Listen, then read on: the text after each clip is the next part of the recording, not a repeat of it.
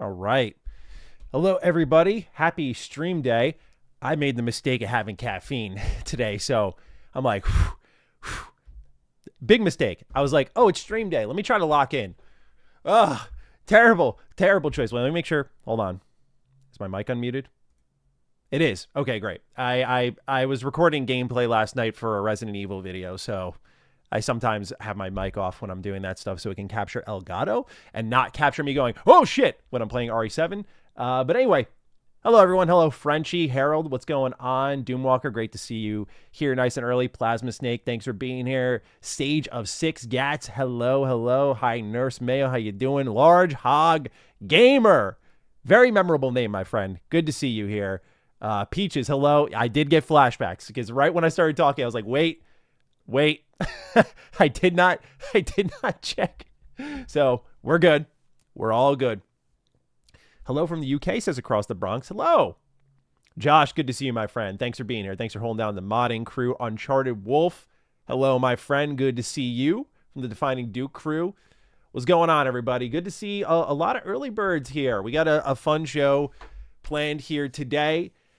Got an old-fashioned Bethesda rant. This is exactly what MattySlop was created for, because normally this would be a video on MrMattyPlays, and then I'd read the comment section and get upset myself because everyone would go like, bro, what's the point of this video? But this is the perfect topic for MattySlop. We're going to dive into what's going on with Bethesda a little bit lately when it comes to their Nintendo push and how I want them to be great, but they're frustrating me just a little bit. I'm glad that they're making things right, but they've kind of redefined their reputation as being the company that hangs with it. So we'll dive into that. I also wanted to continue to explore the grounds of PlayStation a little bit. We're going to talk about Sony Santa Monica's secret video game that I saw Reddit Gaming Leaks and Rumors made a great collection of sources. I added a little bit to that, and I want to talk a little bit about that here and now because they got a lot going on over there, and I think it's worth paying attention to. Our third and final story is Valve. Steam Machine is in a bit of a pickle. It's not really Valve's fault at all. Everyone's kind of in a pickle, but it's strange times right now to be selling hardware. And given what's happened with the Steam Deck, I wanted to dive into that as well. We also, as we're talking, it just broke like 10 minutes ago that Stephen Totillo wrote that Highguard might have been funded by Tencent in some way. So I found that also very interesting to see. So that might be something we unpack live because I don't want to hijack like Stephen Totillo's game file thing where it's like a pay to see. So I have to wait for the re-reports because I ain't paying. I already paid for his KOTOR 2 report, which was amazing, by the way, and confirmed that a KOTOR 2 remake is potentially inbound. But otherwise, I want to wait for that re-report. So we might talk about that a little bit live as well. We'll see. We got a lot of stories, though. I spent some time on we have a news document, and I spent a good amount of yesterday just filling in discussion topics, news topics. It was time to refresh after a couple of weeks, and so we got a lot there. But best of all, ladies and gentlemen, I've got juice today. Indeed, I'm happy to confirm that I've got juice today. This is, as discussed before, the grape, apple, and cucumber juice. Very good concoction. So yes, get your comments in. Juice is in hand today. And it's delicious. I'm feeling like I can lock in. I didn't even know that, Josh, that the Highguard website was down. So there you go. I don't want to turn into like a content beast on Highguard. Like I know it did well on MattySlop, but like, I don't know. It's so easy to like kick the shit out of games repeatedly. So I just don't want to like keep going back to it, even though I'm sure it would do well. It just doesn't feel right. I also don't dislike the game enough to be like, let me just go back to it again. Shrek soda, Large Hog. I love that. We got the Shrek soda in the house. FEV ass potion looking juice head. Chef, glad you can make it to a stream. We got some super chats here. Let's see what's cooking with the community. Make Bethesda great again. Indeed. We'll talk about that a little bit. That's a whole separate conversation as well. I'm just like, I've been working on a discussion video, probably for MattySlop, on like, here's how I would fix Bethesda. I did a whole video talking about it back when Starfield dropped, like here's how Bethesda can fix themselves. But now it's gotten so out of hand that like there's a new layer to it. So I don't want to repeat the same video. So I thought that would be a fun conversation here. But we'll talk about how we can make Bethesda great on Nintendo in a little bit. Avowed is on PS5 now. How will it do sales-wise? I don't think it's going to do incredibly well. I don't think Obsidian expects it to as well, or Xbox.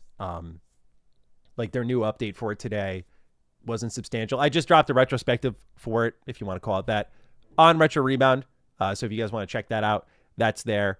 For those who don't know, I'm not very glowing about Avowed, so it's kind of just revisiting that a year later, where at least when Avowed came out, there wasn't as much competition, but we have so many Bethesda-like RPGs now, and we're swimming in them, man. So we've got a lot there, and because we have a lot there, I don't think Avowed already wasn't super compelling to me, and especially Outer Worlds 2 solidified that, but now Avowed is even, I think, less compelling. Just you have like Tainted Grail, Arden Falls on the way.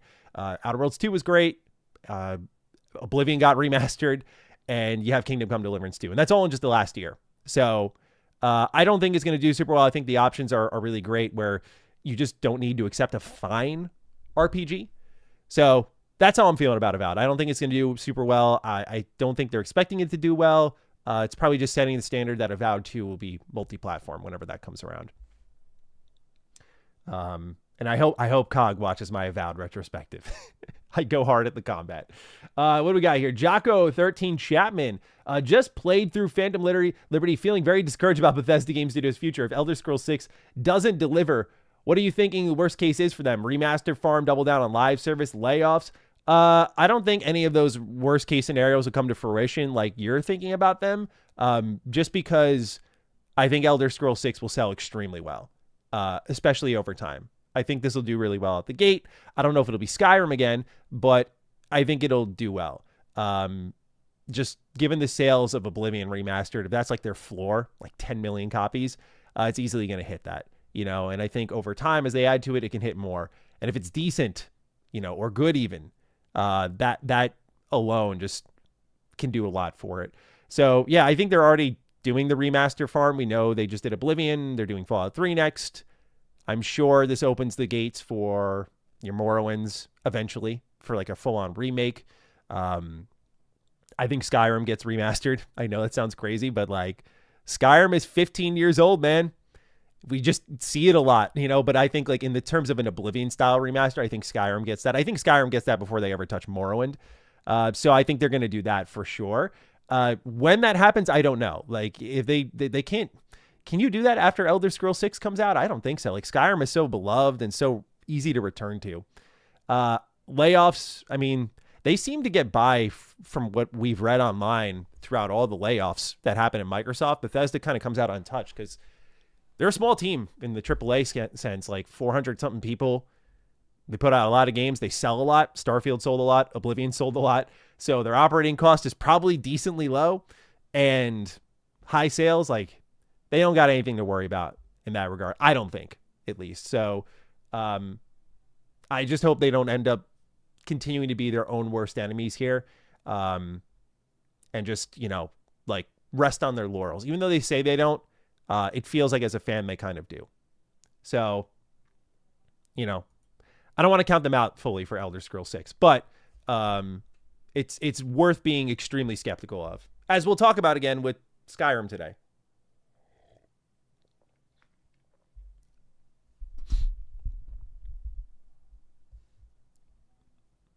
Is Crimson Desert Xbox Play Anywhere? I don't know that.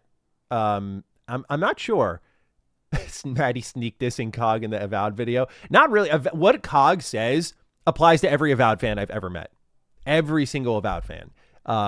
So it does, like, if the shoe fits, no offense to COG, but like, yeah, he definitely fits the mold of like, yo, that combat's fire, and getting in your face about it, and just cannot accept that the combat's like very undercooked because it's imbalanced. However, that applies to a lot of people. And COG, at least COG, I've said it to his face. That video was for everyone else.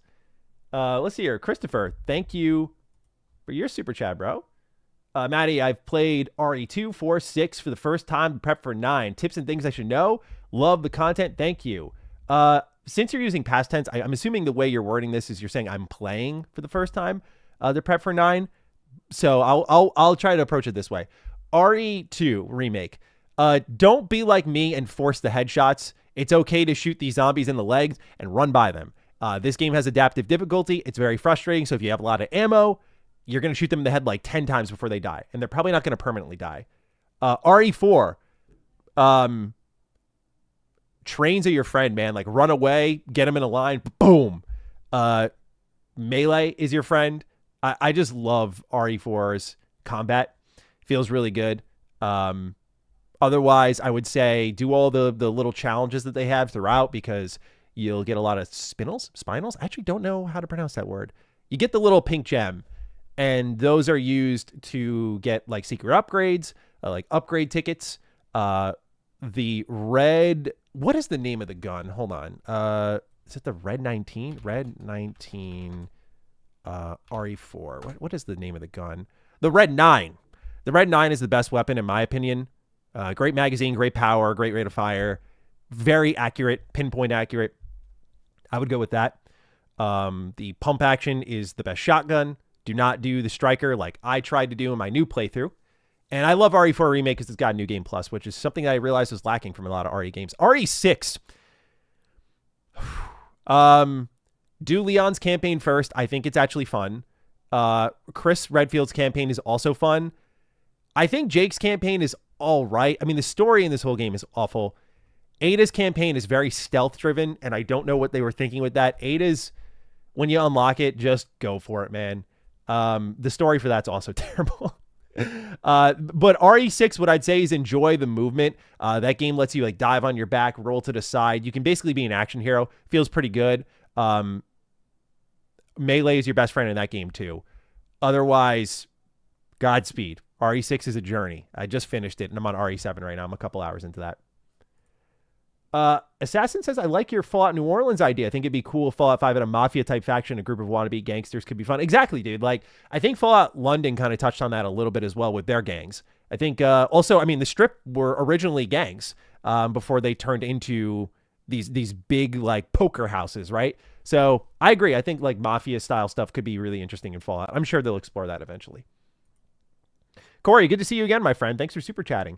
Finally started Mass Effect Legendary Trilogy, only 3 hours in, but I feel optimistic about the upcoming journey. Also, what's up, Matty? Dude, if you've never played this before, I have a close friend that I've been like, he's a big third-person over-the-shoulder fan. Like, he loves his Uncharted and stuff, and I'm like, dude, get the fuck on Mass Effect. Like, because he doesn't like my Bethesda jank, which is fair. Bethesda's, like, he likes his games in third-person, and third-person Bethesda, outside of Oblivion Remastered, is janky. But, dude, Mass Effect Trilogy, I've been thinking about it lately, man. It's been on my mind. I have so many other games on my backlog or like my repeat playthroughs. Like I said, I'm working through Resident Evil now. Like we're chipping through.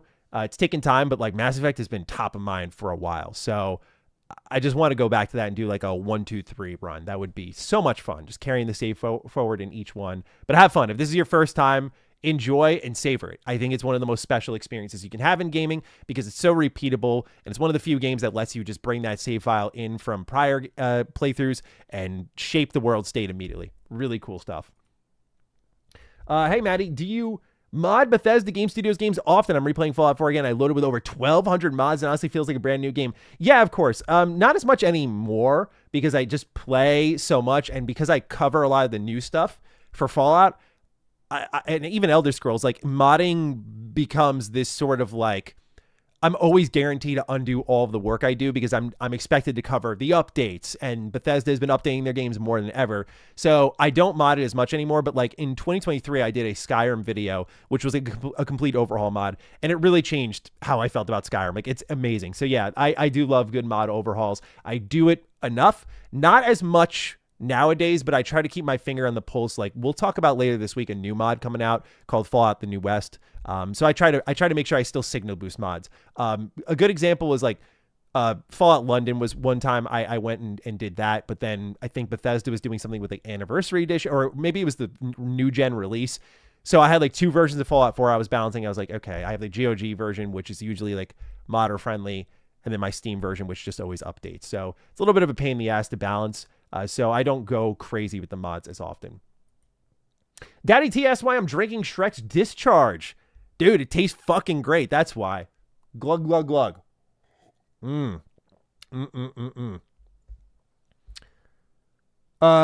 Harold, you asked me, do I have any plans to co-stream on Twitch? Yeah, I just wanted to take it like step by step. Make sure we got like this going and working fine, which we did. We hit a little bit of a speed bump with the PlayStation showcase, so I'm trying to mod up more people. And then after that was getting Matty Slop running, Now, Matty Slop is running, and we're getting our schedule right with that, because the only speed bump we hit with that is our editor. I didn't realize he didn't have, like, the best computer for, like, quick renders. And so I want to make sure we get our production timeline down just right before I start thinking about, like, really going wide to other platforms. But, yeah, I mean, the goal is eventually, like, YouTube, Twitch, maybe even incorporating Twitter. Why not, right? Like, enough people follow me on Twitter where I'd love just to pull everyone together and have a good conversation twice a week. So we'll get there. We're going to multi-plat eventually, but right now we're just on YouTube, but we'll move along over time. Maddie, I recommend you take a look at the comments from the marathon vid. Still a shitty situation, but the devs did not steal an art style. Yeah, I had a feeling people wouldn't like the video as much because I was like, I wanted to put it up anyway because I wanted to have that conversation and see where people were at with it. And I felt that was a good way to kind of gauge it. I think saying the word art or term art style was incorrect. I meant like parts of the art style. Like I know that Anti-Rail did not invent this art style. But yeah, again, I kind of want to just see where that video went, but I haven't read it yet, but I already saw the like to dislike ratio was at like 90%, which is low for me. I was like, okay, like people had a problem with this one. So I've got to go in and check that out. But yeah, I kind of expected it going in. I was like, yeah, I don't think I worded things perfectly. Let's see how like that feels with the Matty Slop audience. Lesson learned. I'm not going to do that again. So I appreciate the feedback and thank you for giving me a heads up on this. Osley, thank you. We all know Operation Raccoon City is the best RE game. I played that to completion last year. See, it's funny. I have a list of games that I played and beat last year, and like my opening to 2025 was terrible. Like I played and beat the Captain America game on 360, which is all right. Operation Raccoon City is one of those games. I played like the Burger King games. Like I don't know what the fuck I was smoking, man. But a lot of people like Operation Raccoon City is what I learned. A lot of people were like, no, Umbrella Corps worse. I'm like, they're both awful. People still play Operation Raccoon City, though. You can see in my retrospective on this game on Retro Rebound that I ran into someone online. Someone joined my game and carried me through one of the campaign missions. It was pretty cool. Art direction is better described. Yes. Thank you, Fillmore. Yeah. Yeah, it's like I said, I think the mistake was just like going forward and posting the video. So like lesson learned on that, but like good feedback from the audience. Like that's kind of, I'm trying to let myself trip up a little bit, if you will, and make those mistakes more deliberately because I just want to learn and just see what like, okay, I want to open up a conversation where I'm a little less well-spoken than usual. Like I didn't have the script in front of me. So I casualized my terms. How does that sound? Do I still get my point across? I don't. So now I know, you know, maybe take more harsh notes before I get a conversation like that going. So very, very good to know. I just finished Phantom Liberty. I'm 70 hours into Cyberpunk for the first time. Bethesda needs to take notes. Yeah. Yeah, man. Like, it's really hard not to be a CD Projekt Red stan nowadays. In fact, in our conversation we're about to have with Bethesda right now, actually, because we're about almost 20 minutes in now, so we'll get things rocking and rolling here. Yeah, dude, like, CD Projekt Red's leading by example, and I think they need to take good note of how they treat not just like the game itself, but also like the re-release of the game. Last super chat here before we get into some of the news. Yeah, I meant playing, not played. Should I add any RE games in my list to prep for 9? Is 246 good enough? So I'll say this. Grace Ashcroft is one of the protagonists in RE9.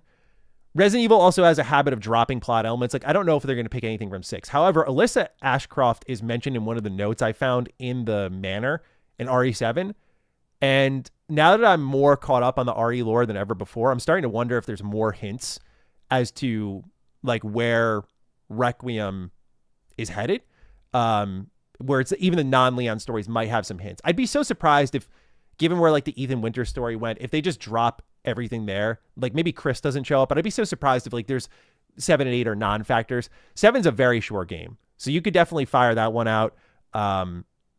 8 is a lot like 4 in its structure. That's why a lot of people love it. That's the one I'm not so sure plays a factor. I would say if you got bonus time, go for it. I've been playing through these games all month, so it's been just easy to kind of like filter in 7 and 8 because I want to do retrospectives for all of them leading into 9 on Retro Rebound and then do like a full kind of final verdict video on Requiem, probably the weekend after the game comes out because I'm binging the fuck out of that thing. I cannot wait. Sons of Sparta is backloaded first half. Second half is much better in the first half after you get some very key upgrades. Solid, but not mind-blowing. Yeah, I've heard the same thing. Colin and Jaffe's conversation on this game was also like really, really neat to see. Especially Jaffe's review. Jaffe's review was excellent, I thought. So it was really valuable. Like a lot of people were like critiquing Jaffe, like he's a has-been. I'm like, this guy fucking like the creator of God of War. I think he would have a lot to say about this in an interesting way, and he absolutely does. It was really cool to see him lean into that and talk about it in what I thought was an intelligent way. They still eat decals, not direction or style. Yeah, again, wordplay. Bad on my part. I don't know. These are the moments where I think to myself, is it better off deleting the video? Like, it's a mistake. I have to read the comments. I'll decide then. But, like, it's one of those things. I'm usually, like, let the mistake live. But there's certain mistakes that maybe shouldn't live. You know, so we'll see. I'll see what the comments are. We'll get to it. All right, who's ready for some news? Let's talk a little bit about Bethesda because they've got a lot going on here. We're going to talk a little bit about, I don't know how else to word this other than Bethesda kind of just confuses me a little bit. We're diving into the Switch 2 port of Skyrim, which I know is like the most inconsequential thing. But in that, it will unpack a much larger issue of Bethesda's quality control. So with that, let's get started. So for those who didn't know, at the end of last year, Bethesda kind of shadow dropped Skyrim Anniversary Edition to Switch 2. This is exciting. Like, okay, Skyrim is an incredible video game. It's already fine on Switch 1. Anniversary Edition has all the DLC, plus the creations, which, for those who don't know, I'm not the biggest creations fan because of the content quality, but I do think Skyrim puts up some of the best creations, especially the Bard's College mod is awesome from King Ath Creations. They are a great team, and that is an example of what creations can be. So, anyway, Skyrim gets dropped on the Switch 2, exciting times, except we started to see things like this. A mini review from Nintendo Life calling it just hugely disappointing. Now, normally I don't like to just go and read other people's reviews because I feel like it strips the value of it, but it's a good way to set the tone for this conversation of how exactly it was received at its launch, because I personally did not review it. Otherwise, I would just lean into my own personal take here.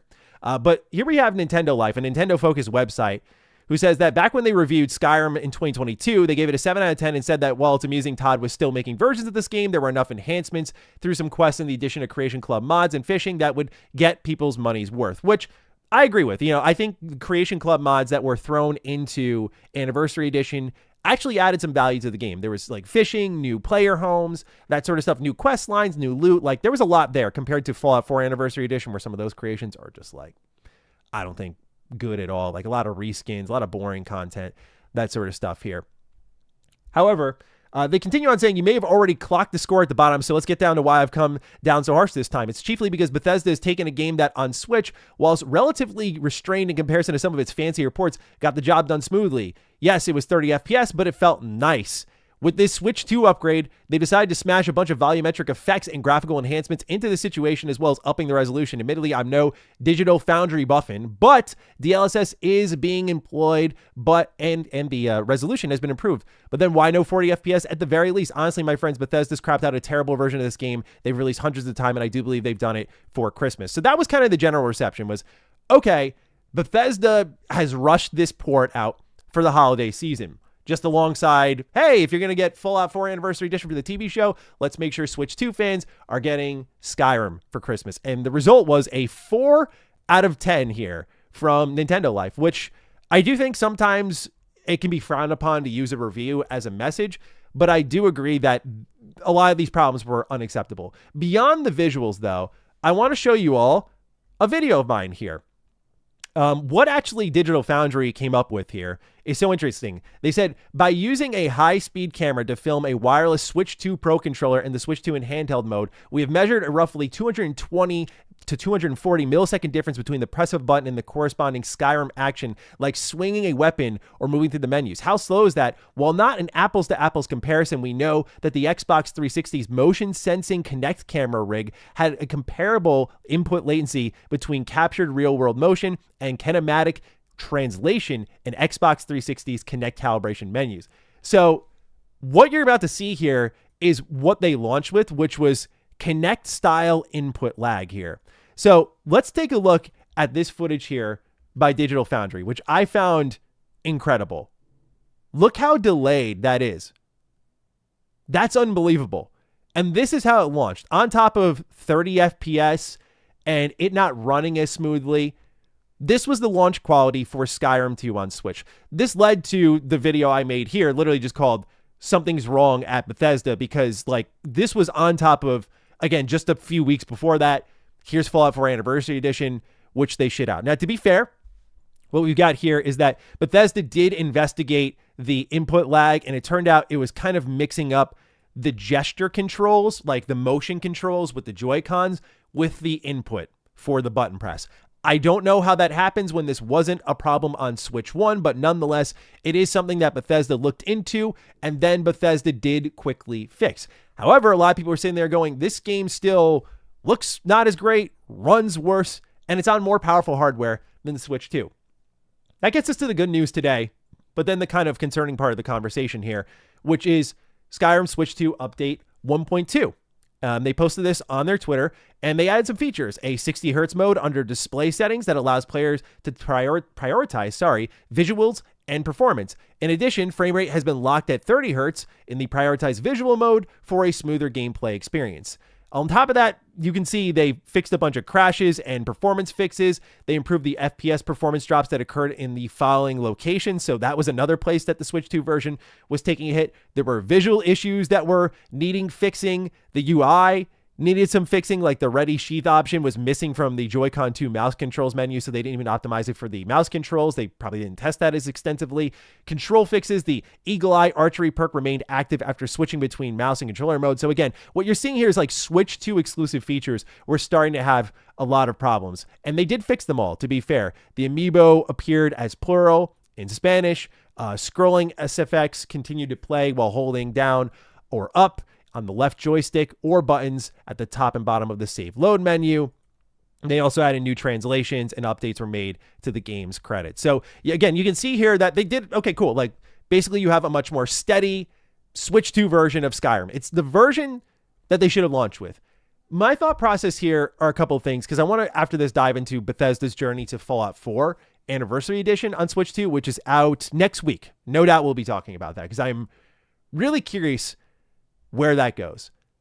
Now, for me, the problem with this sort of news is that Bethesda has become the hang with it company. That's their identity now, right? We knew them in the early 2000s as like the kings of the open world RPG. But ever since Fallout 76, they're just the hang with it. Like if there's any developer I think you could make a compelling argument for that goes like, hey, we can just update it, I do think Bethesda fits that mold a little bit. Why do I say that? 76 speaks for itself. You could argue at one point that was a one-off, but then Fallout 4 Anniversary Edition earned itself an entire patch roadmap. Now Bethesda is forced to dedicate resources to something that needed more time until it was ready. Starfield is another one. Hang with it. We'll make it better. It had obvious design issues at launch. Even if I do like Starfield, it had some obvious issues, and I'm sure they've been targeting that for a while now, right? And then there's Skyrim 2 on Switch. Another example of like, just hang with it. Obviously not the most extreme example. I think Fallout 4 Anniversary Edition is that worst example. But the fact is, Bethesda's okay with launching this stuff because they'll hang with it and they'll just get it right. And I feel like they are capable, but not even feel like, I know they are capable of so much more. Now, in fairness, this update here probably was a little bit delayed because Bethesda dropped this right before the holidays. And so then they went on their holiday break, got the wheel spinning again, had to reorganize what the task list was. Skyrim Switch 2 updates were likely on that list. And so they prioritized it probably according to the player base, how many people are engaging with this product. And bada bing, bada boom, here you have a mid-February update for a game that launched in December in not the best state. At least now it was playable without that input lag, but now you have like the best version, the ideal version. So I'm glad they fixed it, but again, I think they're more than just the hang with it company. So this brings us to the next part of our conversation here, which is, well, let's talk about Fallout 4 Anniversary Edition on Switch 2. I think this is a great idea. I think this is exciting. Of course, I want Fallout on Switch. This is something I've been asking for a while. I mean, I remember when we were asking for Fallout 3 and New Vegas and Oblivion and whatnot on Switch. Like, so I hope this delivers because, I mean, I still love Fallout 4. It's got a lot of problems, but you can even see like some of the, like, hold on, let's go back. I hate to be that guy, but like You can see like right here where my mouse is, like watch has the, yeah. So it kind of loads in there. Not the best look, honestly, but like, the stinky Switch, if you want to call it that, it's going to have its drawbacks. But again, I like the idea of taking Fallout 4 on the go. I hope the handheld experience is great here, even if there's you can already see a very noticeable visual drop off. I just hope it's great. I hope it's kind of on that Cyberpunk 2077 Ultimate Edition level where it's just like, hey, all the DLC's here, the game's here, and I get to have this great Fallout 4 experience on the go. And it's been a long time coming that Nintendo, or really Bethesda, embraces, portable gaming a little bit more. But again, I'll lay my hands on this one and test it for myself. As you can see here, it's arriving February 24th, 2026. But obviously with what happened with Skyrim on Switch 2, you got to ask yourself, how is Bethesda going to handle the even more broken Fallout 4 Anniversary Edition that's still getting patched out for Switch 2, which Bethesda just had problems with here? And I guess the question that comes to my mind with a lot of this stuff is like, if it's not ready, I hope Bethesda delays it, because what financial pressure is there where they need to rush out like Skyrim on Switch 2? Like, are that many people really in demand for it when Skyrim is available on Switch 1 and you could play it on your Switch 2? Like, is it really something we need to rush out for the holidays? But what you'll see here with Fallout 4 and Oblivion Remastered, it's not me trying to doom it in advance, but there are certain things that Bethesda is doing as a company that I think just hurt the overall optics of the product and do harm its excitement. What you'll see here from FRVR is that Fallout 4 and Oblivion Remaster on Nintendo Switch 2 will be code and box releases, not even game key cards here. They say in an email to press, Bethesda confirmed that both titles were released digitally on the eShop and via a code in box. Fallout 4 Anniversary for Switch 2 will be available at retail at April 28th, 2026, months after its February 24th digital release. So they're splitting up the release and they're still giving you a code in the box. So you're just buying like, look, I'm not trying to sound like the biggest green thumb on the world, but like I always think code in the box is the biggest waste of plastic. It's like, dude, it's literally just a plastic box you're buying and you're buying the code in the box. Like, it's the most useless shit of all time. Anyway, they say here there are currently no plans for a release date for Oblivion Remastered. Curiously, while both of these titles are getting the worst quality physical releases, Bethesda's release of Machine Games' Indiana Jones and the Great Circle is getting a proper physical release day and date with its digital launch. And also, Bethesda has confirmed that Indiana Jones and the Great Circle will be available via a physical game card at retail. The press release does not mention a game key card. As the game comes in at just under 60 gigabytes for the Switch 2 version, it could easily fit on a proper cartridge instead of a download-focused alternative, which for game collectors like myself and others sounds amazing. I have a preserved version of Indiana Jones and the Great Circle, so I actually want to buy this now. I mean, Indiana Jones and the Great Circle is an amazing video game. Like, you should, if you've not played it, like, you can feel the Todd Howard-isms all over it in a good way, and also it's a great story. It fits very perfectly within the trilogy of movies. It's so good. So I like that they're treating at least one of these releases with respect, but the question is, why not a Fallout 4? Or is Oblivion Remaster going to be susceptible to the same issue as Fallout 4? I bring this up not to bitch and moan, but more so just to point out here, like Games Radar. They say CD Projekt Red said ditching game key cards for Cyberpunk 2077 on Switch 2 was the right thing to do, and it's apparently paid off because 75% of that version's sales were physical. Now, to be fair, this was a launch game, so I remember when I picked up my Switch 2, I was online, and they had a stack of every game there. There's Mario Kart World, there's Cyberpunk, there's all these other games. Yakuza 0, I think, was one of those games. They had all these games there, and you're already spending like $500+. Oh, like, what else can I get, right? It becomes this exciting spending spree. I'm already spending $500. What's another $120 on top of that for a couple of games? And, all that launch excitement will get to you. But again, there's a lot of early adopters for the physical version of Cyberpunk 2077 here. And again, Games Radar covers here that, according to CD Projekt Red's latest financial reports via VGC, a slide in the presentation notes that physical copies make up 75.4% of Cyberpunk's Switch 2 sales for the month of June, leaving digital at 24.6% share. It's worth noting that the physical numbers for the sell-in copies, which includes those sitting on store shelves and retail warehouses, have not yet been purchased by consumers. Still, though, the numbers are significant. A report from GamesIndustry.biz in 2024 suggested that in Europe, just 25% of new games were sold physically for that year. So what you're seeing here is that this is the right thing to do because people want to have these games preserved. They love the portable experience.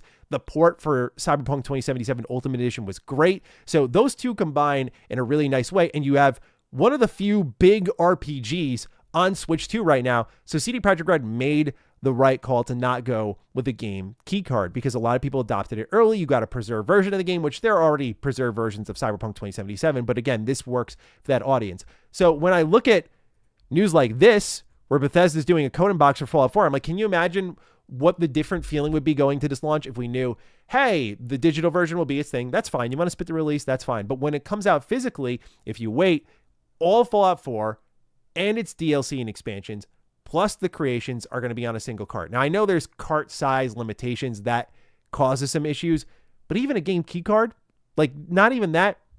But I think it would be amazing if they found a way, like CD Projekt Red found a way where they worked hard on the optimization to get Cyberpunk down to the size to put it on a single cart. It was a mission for them. It wasn't just what I feel like Bethesda kind of did with Skyrim on Switch 2, which is just like, get it out there. We need presence. It's like, what? Like, no, we like, you don't need just storefront presence. Like, you need to do this right, because the game will do better that way. And I think CD Projekt Red's a great example of how Bethesda could learn from that. Obviously, it's too late for Fallout 4, but maybe Oblivion Remastered has a different fate. Again, given the treatment of Fallout 4 Anniversary Edition, I'm not holding my breath, but I do hope that like proves me wrong. I hope I'm dead wrong about this game on Switch 2. We'll see. But overall, what I get frustrated about with Bethesda is, again, that they're kind of hanging with it. Like, oh, like if Fallout 4 Anniversary Edition sucks at launch, again, it'll just add to that narrative I've attached to them now. Just hang with it. Like, we'll just fix it in a little bit. And I think if they could set a standard for themselves like CD Projekt Red did, where it's like, hey, let's nail this the first time around, make people feel really good about that purchase, I think that is the ideal. So I know it's just stinky Switch stuff, but it does speak to generally how they're approaching bringing their content to new audiences. And I think you want to set a good tone, like, hey, Bethesda does a lot of things wrong, but man, when they pull up with that Switch port, they do something fierce with it, and they really make it a statement release. I just love for it to feel as big of a deal for them as it is for us. And I don't really feel that when I'm looking at the news here. Again, we'll see.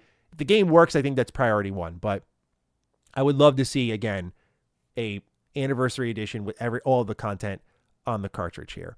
And in fact, it's funny. This article here, FRVR, actually says, as for Fallout 4 Anniversary Edition on Switch 2, it weighs in at 61 gigabytes and includes all the DLC as well as 150 Creation Club items. The game could also fit on a proper cartridge for the Switch 2 system, and Bethesda has not given a reason as to why the game is not launching on the cartridge or via game keycard. The only example I can think about is Ubisoft did say that digital for Star Wars Outlaws let them load the game a bit easier. It ran a bit better, so there could be that as well. But given Bethesda's tech stack, I mean, I don't know. I just hard to imagine them being like, oh, it would run better this way. It's like, dude, like my beast of a PC has problems running Fallout 4 Anniversary Edition now. Oblivion Remaster hitches, not dramatically, but it hitches a lot on my PC. Like maybe that's more Unreal Engine, but like, am I really going to trust your word on like optimization was the reason behind this decision? So they could fit it. So they could have made this a little more exciting, and they didn't. I know physical sales aren't everything, but a little bit disappointing. At the same time, Oblivion Remastered shadow drops. Is that possible if you're not embracing the digital future? There's also that. So yeah, that's Bethesda's future for Switch. We'll see what Fallout 4 Anniversary Edition is like on Switch 2. I hope it's great. Chat, how are we feeling? How are we feeling about Fallout 4 Anniversary Edition on Switch? I needed some juice after all of that. Did I miss anything here? Let's see if I missed anything. Yodeling Llama gifted 5 memberships, and so did Voltar. Guys, thank you. Wow, that's really nice, dude. Awesome. Well, to those who benefited, welcome. Welcome to the community. Happy to have you here.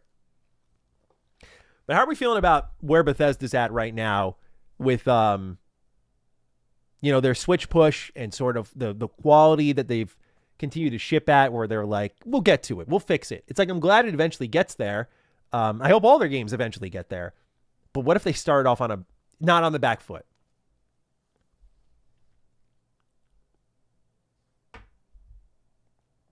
It says a lot that expectations are so low. What would it take for Bethesda to turn around that sentiment? See, it feels like a mountain's in front of them, but I don't think it really is. I just feel like you got to just have a couple of consistent great releases. Like, build that confidence, Give the people what they want. I do think about like What could some great Starfield updates do for the game? What could some great Fallout 4 updates do for the game? What if they revived that game and gave it new DLC? What if Oblivion Remaster got new DLC? What if they tease something for Elder Scrolls 6? Like, there's a lot of ways to just, without being overly reactive, that they could just build a brighter, more exciting future and keep things interesting for their fans. Do you think it's reasonable to assume Bethesda is neglecting these anniversary and port releases so they can spend more of their resources on ES6? It's very possible. Like I said, I think Elder Scrolls 6 is more of a resource hog for Bethesda than people give credit to. But then again, that's why I say, like, why rush the Switch stuff? Or, again, you're an Xbox-owned studio. Xbox could help you find a port house for these sorts of things. Maybe that's what's already happened. But yeah, no doubt Elder Scrolls 6 absorbs the bulk of their resources. No doubt about it. Yodeling Llama, I'm going to make you a mod, by the way. Welcome to the team, my friend. Because you've been showing up, good vibes, you're consistent, and we want that for the streams, so I appreciate you a lot. Like I said, I'm trying to give Josh more ammunition so that, when we have these big streams, we have a lot of mods to sort of shut some bullshit down. Jacko, thank you again for your super chat. In my honest opinion, Bethesda is far too reliant on re-releases, merch, and nostalgia for relevance. How long until the goodwill runs out and affects the bottom line? Yeah, that's the thing. It hasn't affected the bottom line in the ways that we probably expect it to for other companies. That's the difference. I'd be interested to see like what the player bump was for Burning Springs, because I felt like 76 got a huge resurgence last year. I didn't see a major statement on like player counts or anything like that. And this could be me just overlooking it. I was out of office during this point in time, so someone can correct me in the chat. But yeah, I feel like 76 should have had a big boom with season 2 and this kind of synchronization of like Walton Goggins and New Vegas style locale. And if it didn't, then that could be something. I'm not trying to prey on their downfall though. It's not like I want them to dramatically fail, Like, I want them to succeed, but right now we have to have those tough conversations, I think, to get them there. And I think they need to understand it's not like I think the reason it's maybe a little bit more valuable coming from someone like myself, not just myself, but someone like me, is because Bethesda knows, I'm sure they know, I love their games. So when they're like, Jesus, this guy is still going, I hope they don't receive it as like, yeah, this guy is really like joined the dark side. Like he's a grifter. He's hating on us for views, because that's bullshit. It's like, no, dude, I built a whole career off of loving your games, dude. It like the career's been established. So they had nothing to do with like, oh, money, that's not how it works. So I hope they take the honest feedback and they listen and more importantly, respond. I think Bethesda are great listeners. I know that. But I don't think they respond in the right ways or in timely ways. And I don't know what's got them in a vice so often. That's the one thing I have no idea about. But that's why I'm working toward,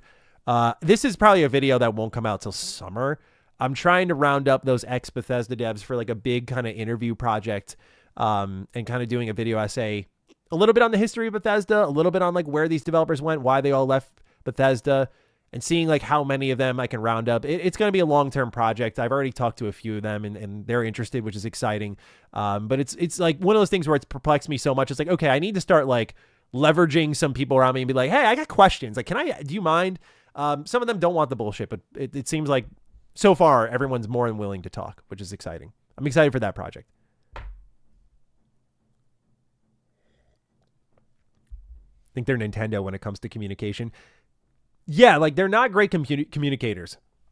I think there's that too. Like they definitely bury their head in the sand. Whoever runs like communication and PR for them very much has I don't know who the fuck it is, but has a very strong foundational belief that like it'll just blow over. And what's happening less and less is it is just blowing over. Bethesda's been more at the heart of critical conversations than I have ever seen for them. And I feel like they have to know, like, it's not just we're a victim and the target is painted on our back. It is much, much more than that. Like people are kind of fed up and expect greatness from them. So again, it's all about how much they're listening.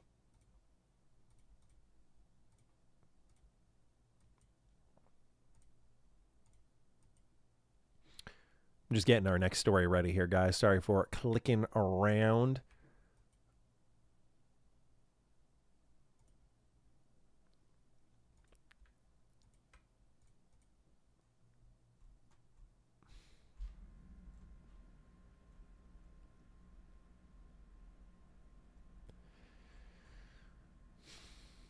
Squid of Cheeses. Wow, we have like 15 new members today alone because of you guys. That's sick, dude. Thank you. Thank you, thank you, thank you. That's super exciting, guys. Thanks for building a community with me. Would not sincerely be possible without you guys and just getting people involved that way. I still have to revisit like our membership stuff too.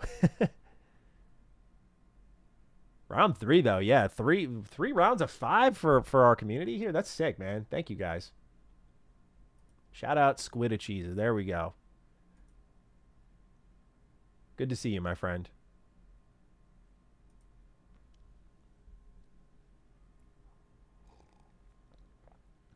I think some people take criticism as lack of appreciation when too often it's the opposite. Sometimes I think I'm too critical, but I still very much appreciate how games are made, etc.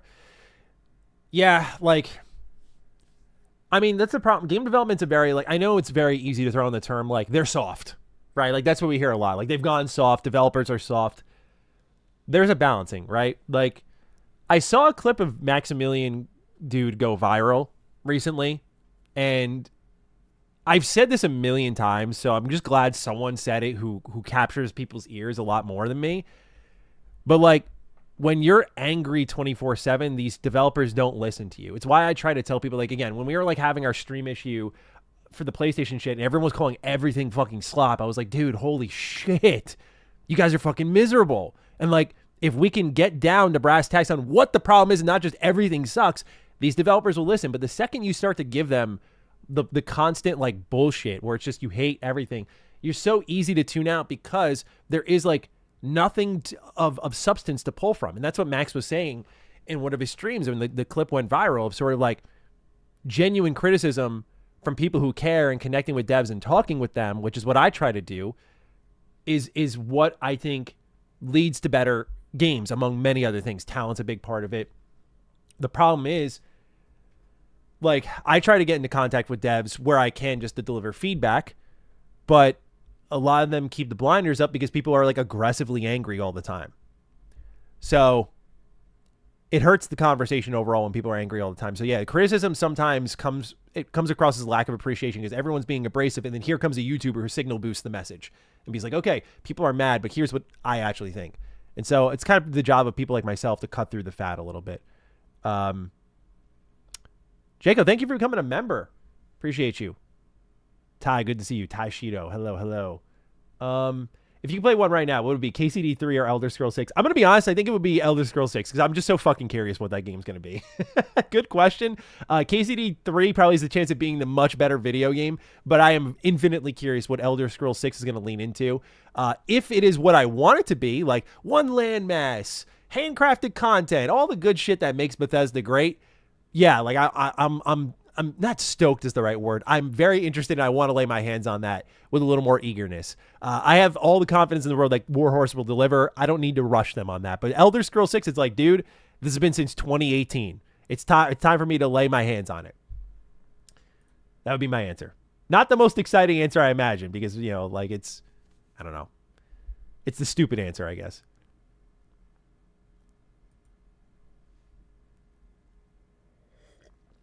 Large Hog, I agree. Outrage tourism is a great term. I saw this recently. Let me see if I can.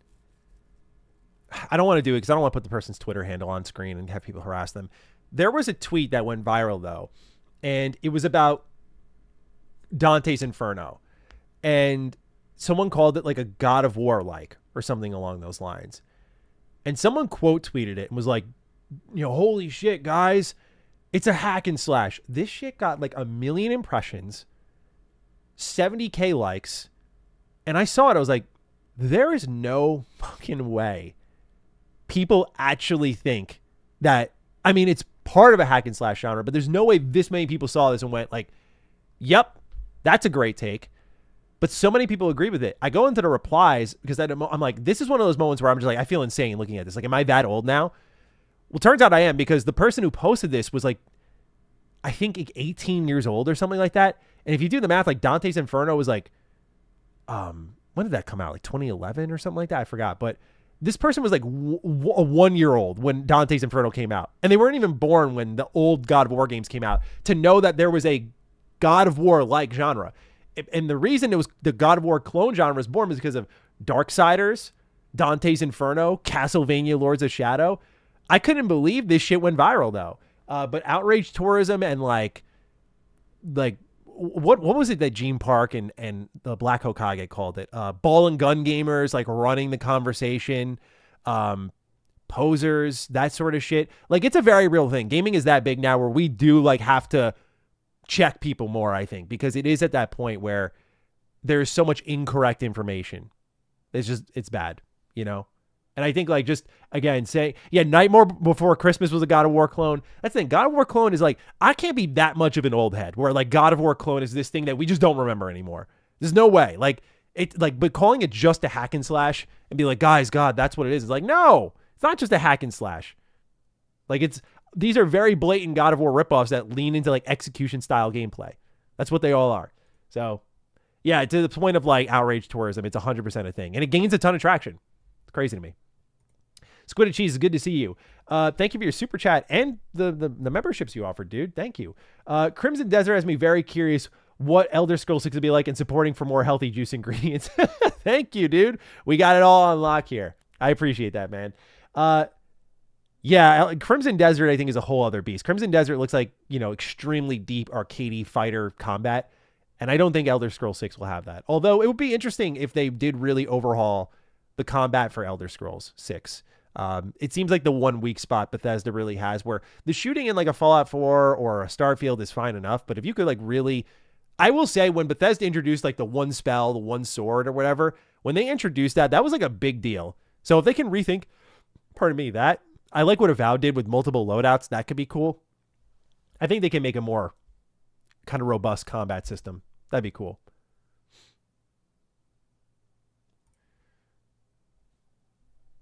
Square, square, triangle. Yep, Hans. Yep. Square, square, triangle, right? It's like left, right, and then he does like the two-handed slam. I forgot what the name of the move is, but yep.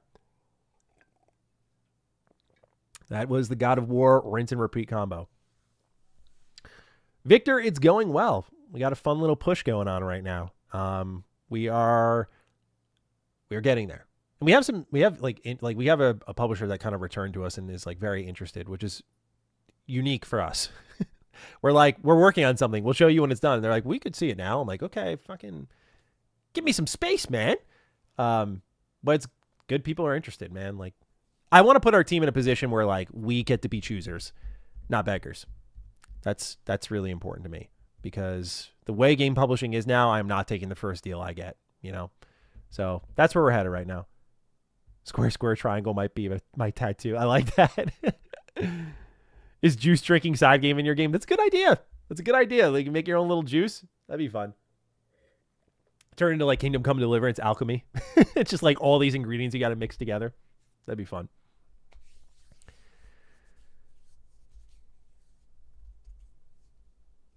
Sham, we're about a 10-person team now. I think we're 9 actually. But yeah, we're a small team. We are a small team. Swinging hard, but we're a small team. Our tools are letting us swing a little bit harder. But yeah, I'm excited to tell you all about it over time. Official nailed said, "Yo, Maddie, on a real note, bro, how's your mental health?" I'm doing all right. I'm doing all right. Yeah, I'm taking. I feel good because I'm trying to like get some doctor's appointments in. Get the body checked up on. I'm reading a lot more. Feel like I'm relaxing a lot more. I have a more set schedule for my content than I ever have before, which allows me to kind of like be on and off at the right times. Doing some meal prepping. I'm journaling, at least once a month right now, which isn't a lot, but like I get to a point where my thoughts are racing and I know it's time for like a brain dump, empty the tank. And so I've been doing that. I do want to see a therapist. Like, it's time. It feels like it's been time. I haven't seen one since like 2018, but it's just expensive, dude. It's tough. But yeah, no, I mean, like, all good. I'm a little stressed, but like, it's hard to like manage 3 channels in a game and not be a little stressed, but that's why I tried to like, Matty Slop really is going to help alleviate things over time and just let me like exhale a little bit. But thank you for checking in on my mental health. That's really nice. I'm jealous as fuck, says, I wish more games had combat like For Honor or Chivalry 2. Yeah, For Honor I thought would start a wave. It never really did. It's one of like the few like Ubisoft games that just really showed up with a unique system. And I mean, I remember they did that May the 4th update, and that was really awesome when they did that, but they didn't let it stick around. And I think that like as a Star Wars skin would be amazing. But But yeah, I haven't played Chivalry 2, but For Honor was awesome. Did you see Konami delisted Metal Gear Solid 4 and Peace Walker from digital stores without warning? Yes, and they kind of did a similar thing before the first Master Collection where they said like, oh, we have to re-up the licenses for the historical videos, and then they just did like Master Collection. So they just didn't have a good excuse this time. People kind of gave them grace the first time around. I'm not surprised. It's a shitty move, but I'm not surprised. You choose one game to get canned. Fallout Tour or Fallout 3 Remake? Fallout 3 Remake, man. I gotta give my goat Casey Hudson the runway. Bring back what was so great about RPGs from my childhood. I gotta be around for that one. Yeah, Fallout 3 Remake I can let go of. It's gonna be tough, but I can let go of that one. Thank you for the juice money, Vanilla. I appreciate that. It's Avowed 2.0. I wouldn't even call it 2.0. The updates aren't significant enough. Like, it's new races, but the races don't really have like choice and consequence impact. New Game Plus is cool.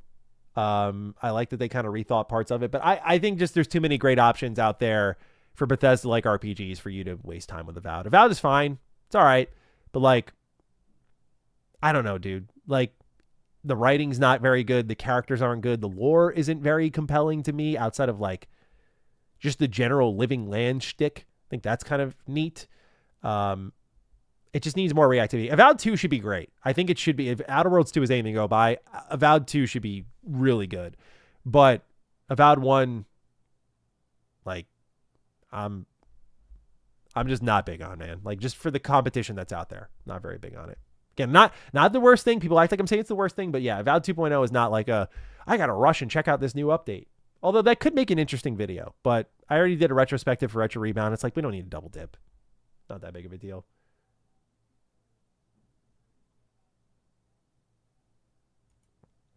Aussie, thank you for your super chat again. I know you said earlier you're a bit hands off on modding at the moment, but have you seen lore out for Fallout 4 drop made by the same people who made Lorem? It's awesome. No, I haven't seen that, but I can look into that. I wanted to do a little bit of a mod spotlight for our next stream. We're going to talk about the New West, but I have my document up here. Let me add a note for that right here. What is this called? Lore out. Okay, I'm going to look into that. I appreciate you putting me on that one. Because I want to, like I said, part of the idea with Matty Slop was also to signal boost some of these mods early in their lifespan so that people could like recruit and whatnot, because they don't magically come together. What's going on, Meatball? Good to see you, my friend.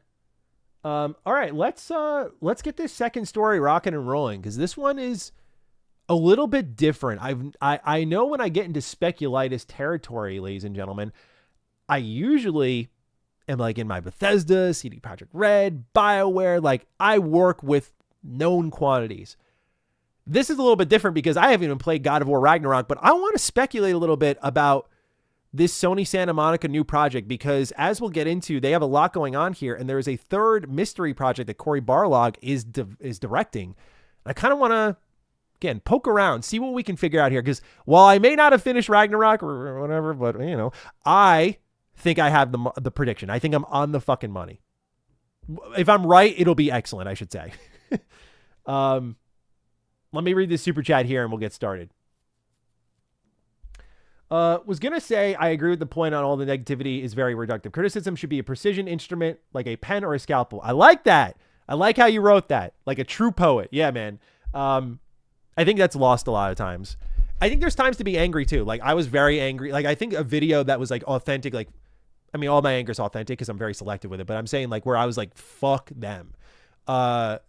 Xbox, when they shut down a bunch of studios and like fucked over ZeniMax Online, that was like, they fucking blow. The other was WB Games. When WB Games collapsed to the floor, I'm like, you guys have it so easy. Like how like lucky you are to have all these IP and you just find a way to just twiddle your thumbs and fuck things up this badly. So I think there's times for anger, but I think people think because like people like me will tee off that everyone gets to be angry all the time. And it's like, do as I do. Or do as I say, not as I do. But I agree. Yeah. Anger needs to be more selective. I don't know if it'll ever change that way, but like just the constant outrage. I mean, a lot of it's phony too. We know that. We know people fake that shit constantly. Okay. This will be a fun one. Let's talk a little bit about this Secret God of War game, or is it? I don't know. All right. Let me get all right. I got all the documents together. Let's get a sip of the juice.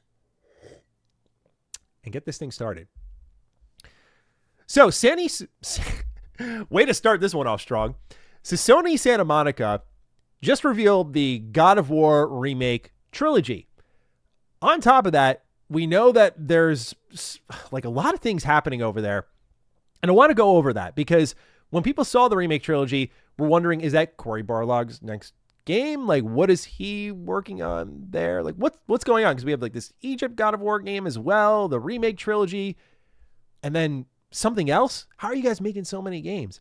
So I want to investigate a little bit. Now, I want to give a shout out to my favorite subreddit. I love Gaming Leaks and Rumors. Like I say, every morning, this is part of my breakfast. I go on Gaming Leaks and Rumors during my breakfast. I'm having a bowl of cereal. I'm just hunched over my phone scrolling. And I just like to see what dropped, what's been ripped off the internet. So that's always fun. And this one caught my attention here, and they did a great job just like gathering all of the information. So we're going to be going over all of that. I have an edition of my own here, and then my prediction at the end of the day here on what I think this secret Sony Santa Monica video game will be.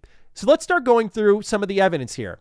A lot of this comes from Jason Schreier, which I think you can consider some pretty safe to believe evidence because, I mean, the guy is pretty bulletproof when it comes to his leaks and his reports.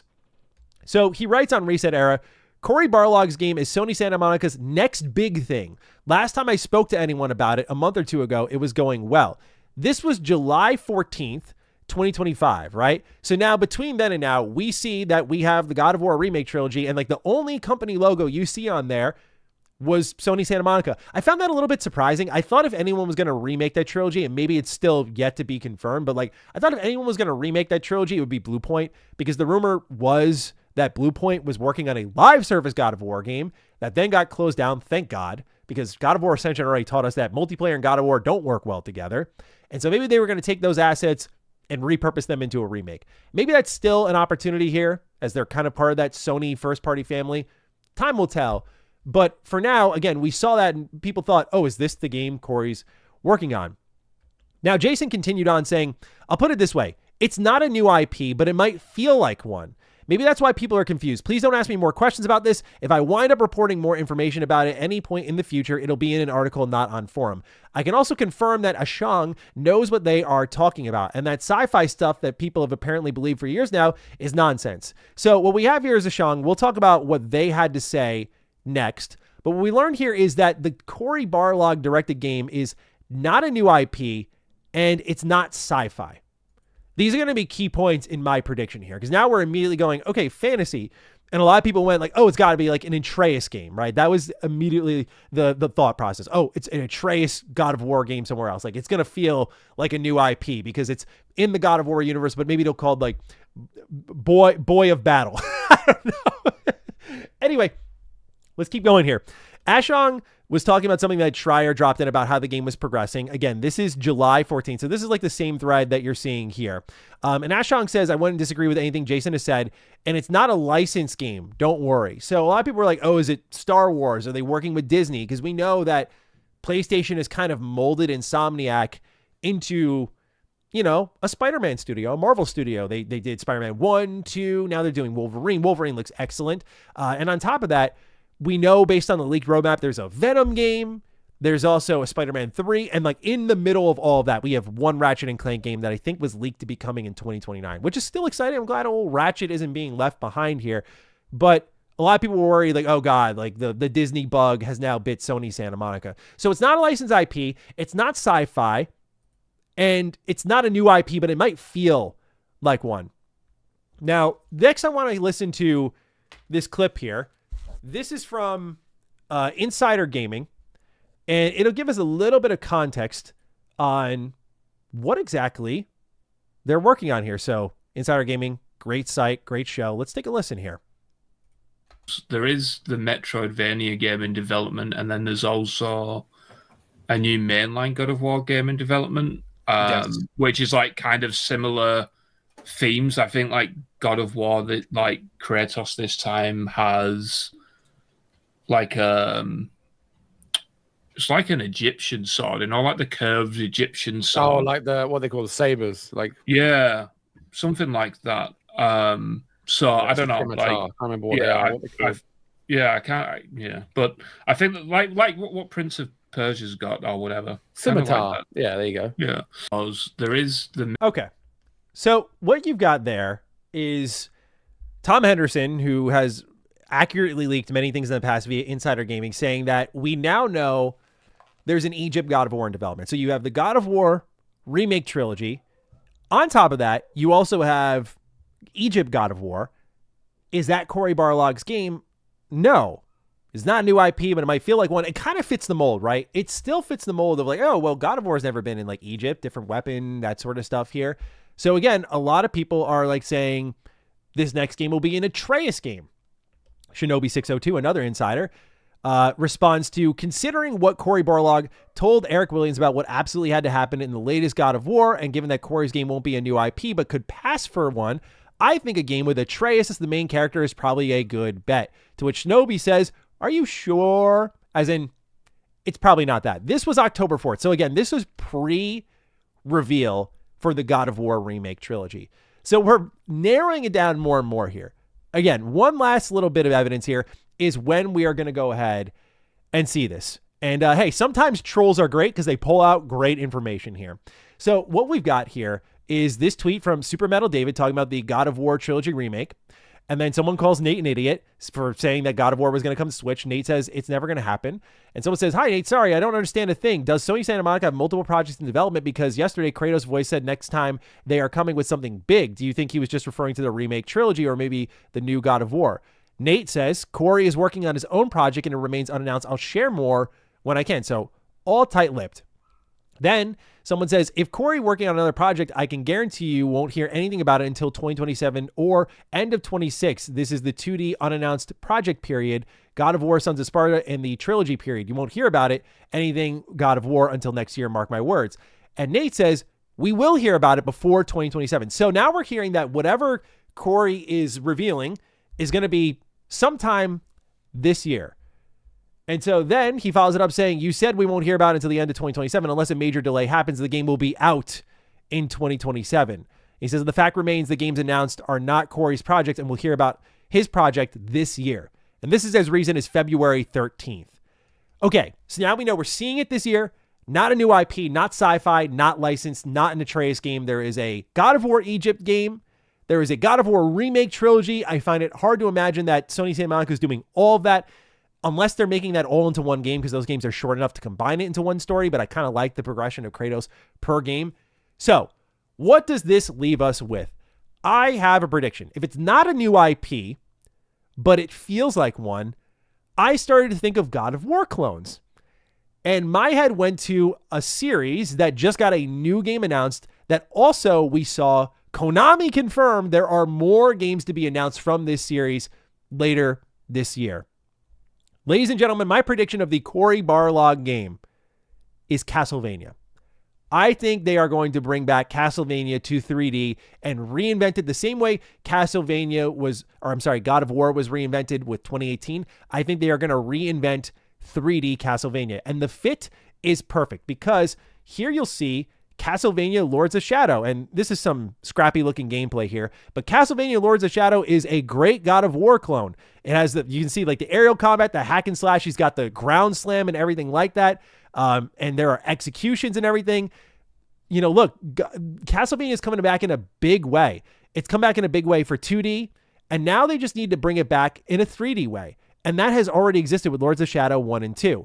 These are games that are a little bit more divisive. Lords of Shadow 1 was more well accepted. But I do think that Lords of Shadow 2 has its bright spots, but it's a worse game.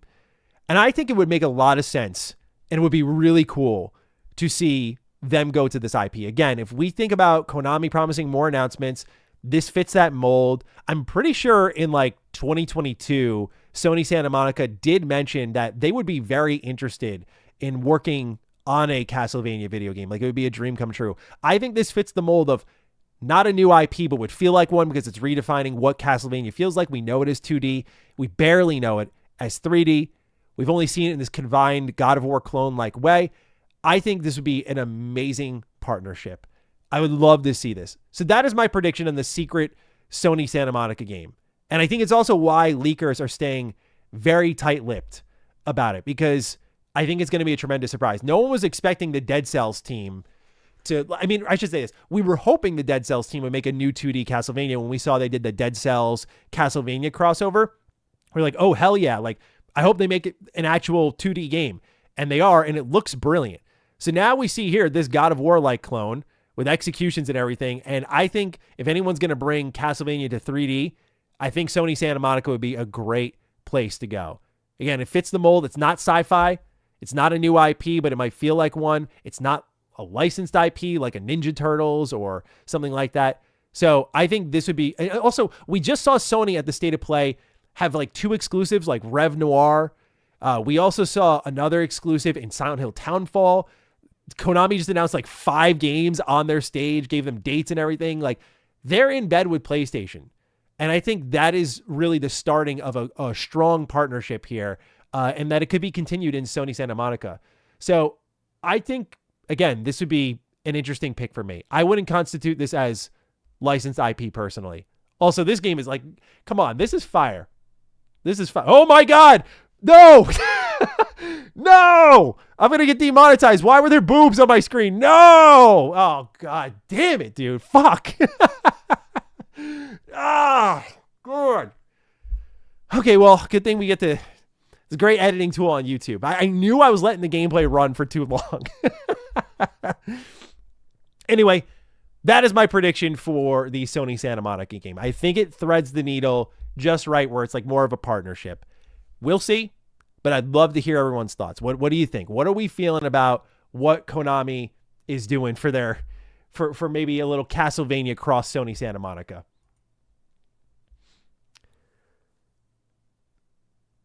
Yeah, chat. Yeah, I know. Boobs. Nice. Yeah. We're just gonna cut that out after the stream. You'll see the stream will be whatever length it is, and then I'm gonna swing on by afterwards. I'm gonna put a reminder on my phone. Remind me at 6 p.m. to cut the boobs out of my stream. Thank you. Okay.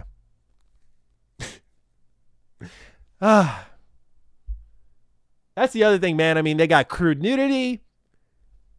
I feel like it could fit. I know it might... Some people might think it might walk the line of licensed IP, but like, I feel it would be an interesting partnership. New Castlevania could be Konami internal. I think it could be too. That's what they did with Silent Hill F. And I mean, certainly after Silent Hill F, I trust Konami to do it themselves. But I think it would also be like really cool if they teamed up with Sony Santa Monica. Why else? Like, if it's not God of War, what else could it be?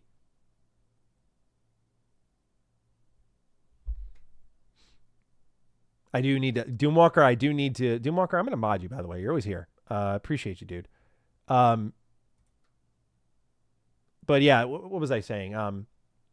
I do need to watch the Castlevania anime as well. That's the other thing. I think Castlevania is like back, in a big way. Like what was the official more Castlevania announcements for 40th anniversary? I think that should give me what I'm looking for here. Yeah, like right here. Castlevania or Konami, if I could read, Konami promises numerous new Castlevania products for 40th anniversary.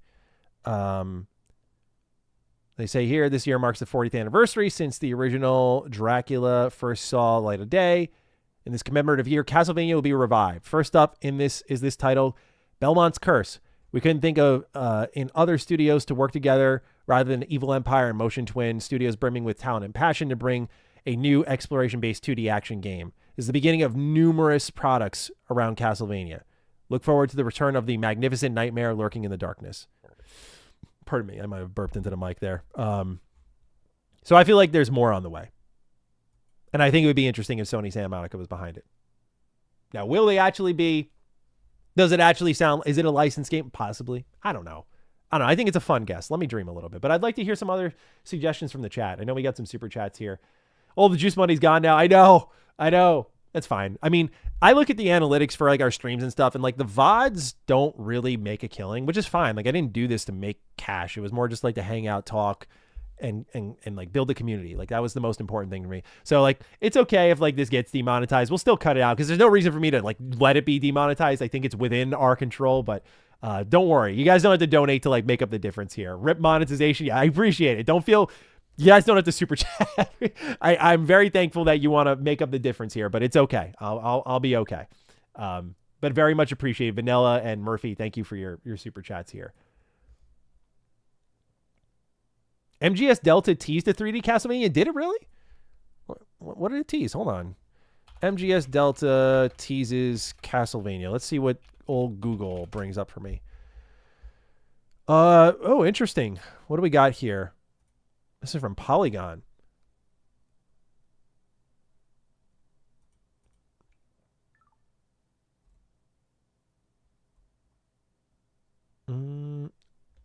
Metal Gear Solid Delta includes a surprise from totally different studio. Metal Gear Solid Snake Eater is a major upgrade over the original. Delta's the best what people love about it. Yada, yada, yada. Konami and Platinum Games revealed the Ladder Studios' involvement in Metal Gear Solid Snake Eater on Friday, confirming there was behind the overhauled experience. Interesting. I didn't know that. In the original Metal Gear Solid 3, the Guy Savage minigame could be accessed loading a save file while Snake is in his cell in Groznygrad after he has been tortured by Colonel Volgin. Snake's playable nightmare features a character wielding a pair of arm blades. Here's what it looked like in past versions. Okay. Let's see here. Interesting. I did not know about this. That's cool. Snake's nightmare is set after a chat with Paramedic over the comm. She talks to Snake about the character Renfield, talks about Dracula in an attempt to take his mind off the pain he's experiencing, but unexpectedly gives him nightmares. Platinum Games' version of Guy Savage minigame looks quite different. In fact, it looks a lot more like a Castlevania-inspired hack-and-slash game. Platinum would be an interesting choice to bring back. What's it called? To bring back 3D Castlevania. Okay, let's see what. Interesting.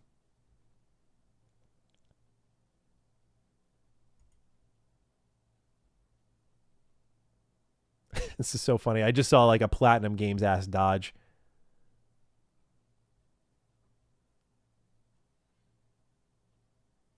It's cool that I didn't even know this was in the game. I had no idea this was in the game. Very cool. Platinum would be a good pick, though, to bring back Castlevania in 3D. I'd like to consider them as well. From Software would be peak. That would be awesome as well. But From Software seems like... I wonder what their next main game is, right?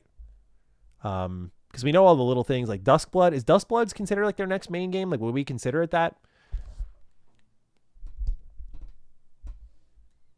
Hamar, yes, the Avowed update is out. You can check it out if you want to. Let me get our next story up here.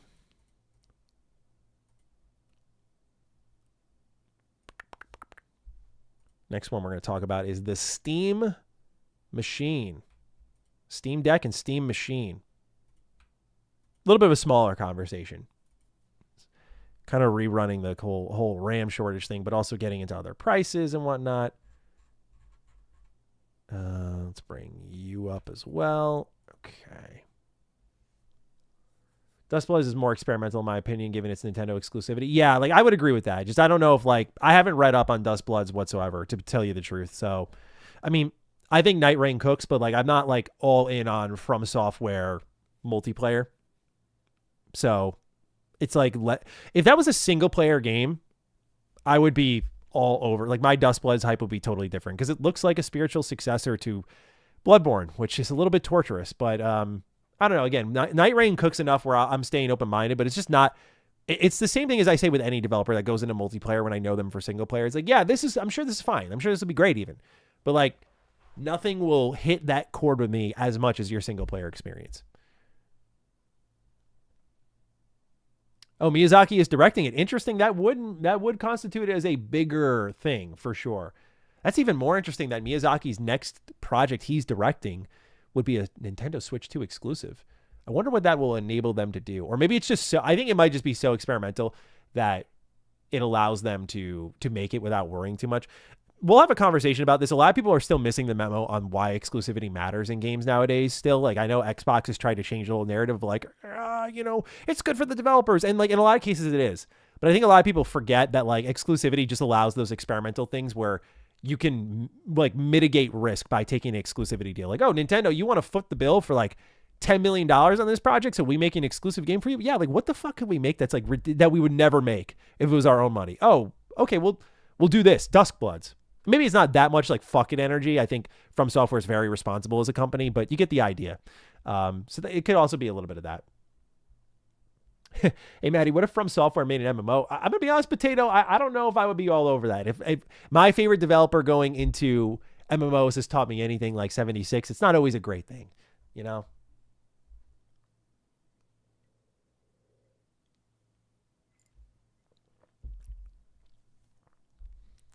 Bloodborne Remaster would be great. Oh, well. I agree. It's time. It's been time. It's been long, long overdue. Open world Sekiro. Yeah, I feel like Sekiro 2 should be the next, if we're thinking big, prominent console game, multi-platform, Sekiro 2 makes a lot of sense. Sekiro 2 has enough teases Sekiro 1, has enough teases to where a sequel could go. And that is an amazing combat system. It's so funny how it didn't jive with me until just one day it did, and that is a game that sincerely makes you better at video games. After I beat Sekiro, I was way better at video games. I will say, though, however, my console aim is terrible now. I have become such a keyboard and mouse guy. My console aim, like when I'm playing fucking Resident Evil on a controller, I'm like, dude, my aim is so much worse. Like I have to have higher sensitivity because I'm used to like the mouse just letting me like whip to my target. That's like the biggest change I've noticed in like how I game. I don't even remember how I fucking got there, but yeah, just my first person aim, man. Oh, yeah, because we were talking about Sekiro. Yeah. Like, that game just teaches you. Hesitation is defeat. Exactly. Like, if you hesitate in that game, you will die.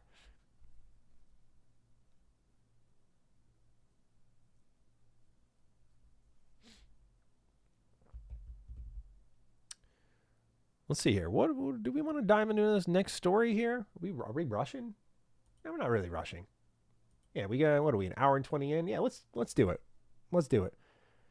Let's get ready for this next story here. No reason to not keep rolling. Ladies and gentlemen, let's talk a little bit about this Steam machine. So we'll get into a little bit on what Valve has recently said about the Steam machine, but right now, like many hardware manufacturers, you're kind of in limbo, and it's a really bad time to be launching anything new.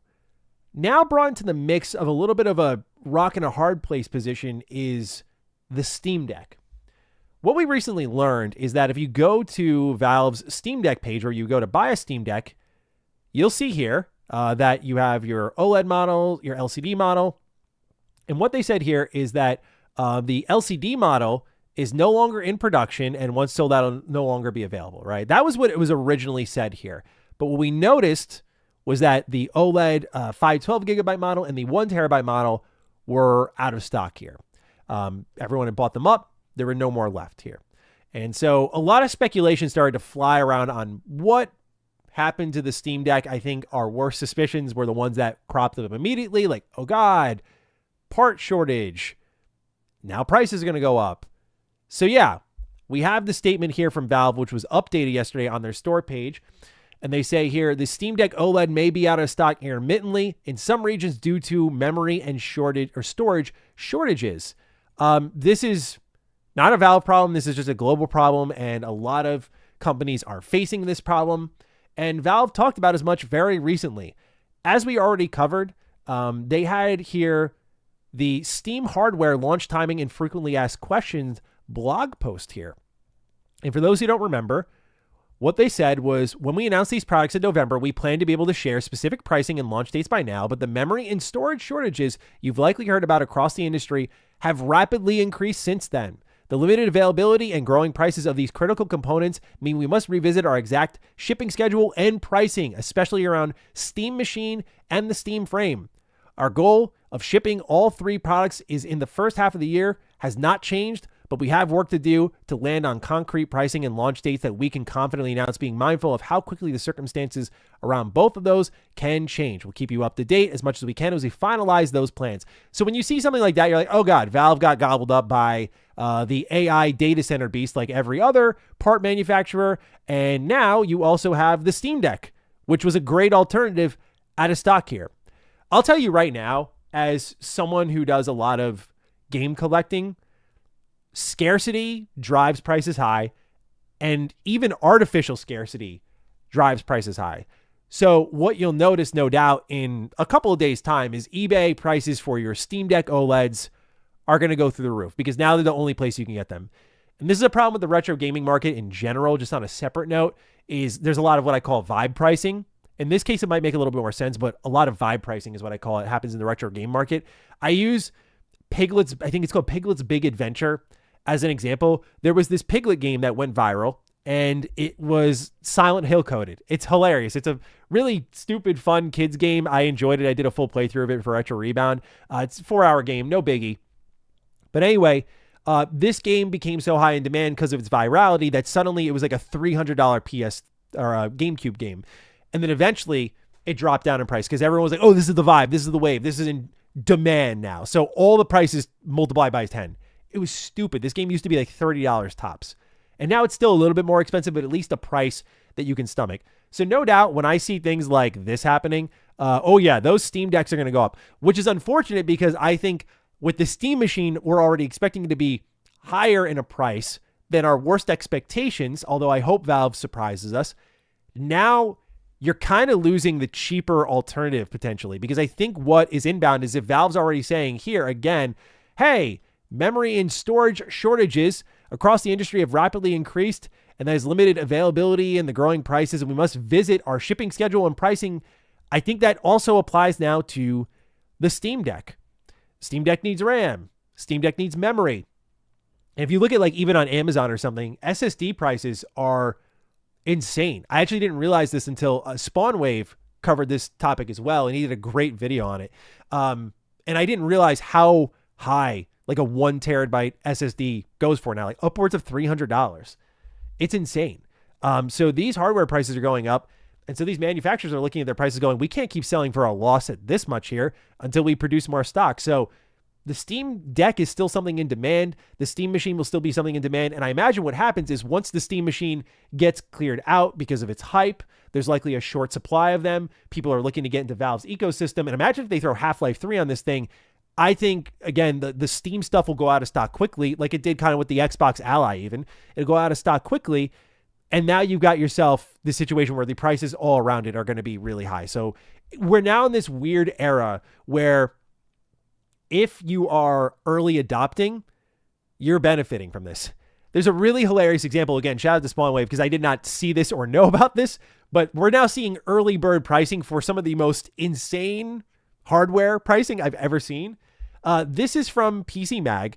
It says Ioneo's new handheld has eye-popping price thanks to memory shortage. And to their credit, they were very transparent about the pricing and whatnot here. But as you can see here with the Ioneo Next 2 for their pricing and specs here, the base model with 32 gigabytes of RAM and 1 terabyte of memory will retail for $1,799 for the early bird price here in blue, or $2,000.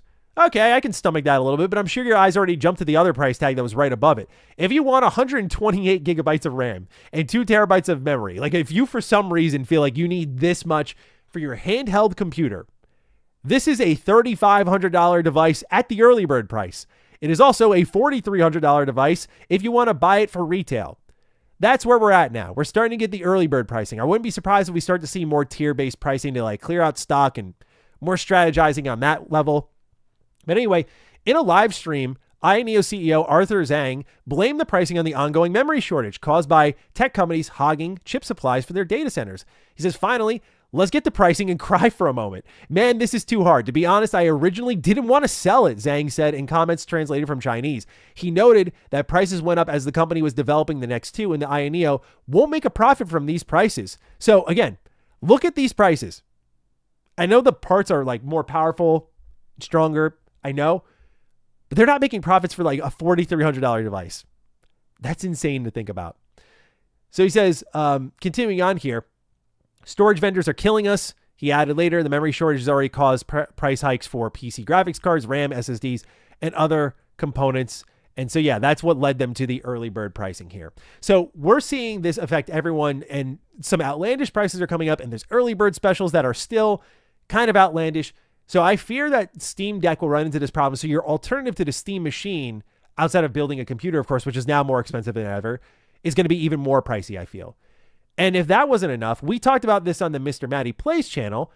However, what you'll see here is that Sony is considering holding back the PlayStation 6 until 28 or 29. This was thanks to a Bloomberg report. This was also first reported by Insider Gaming here.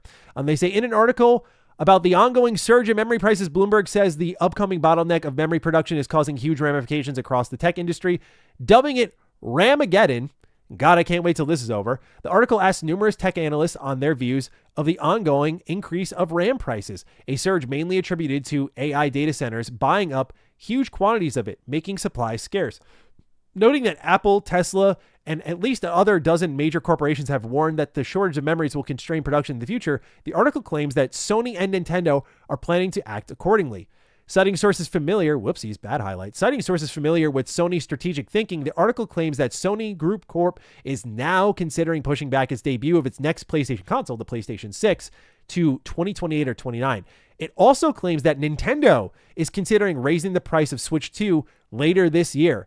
Neither Sony nor Nintendo responded to requests for comment on Bloomberg's article. I think the warning flag is this, right?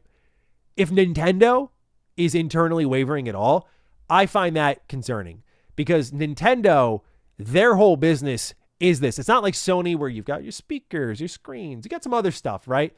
Nintendo is a video game company, and they know their software makes a killing, and they know the importance of just getting as much hardware into as many people's hands as possible. And the Switch 2 is selling incredibly well. So I don't think they're concerned like, whoa, this is, like, will this slow down? It won't, but it can if they change the price.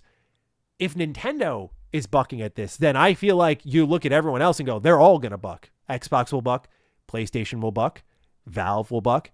And again, this goes back to the Steam machine situation here, where when I read what we did earlier on what they're planning to do with shipping schedule and pricing, and now you see the Steam Deck is out of stock because of the memory and storage shortages.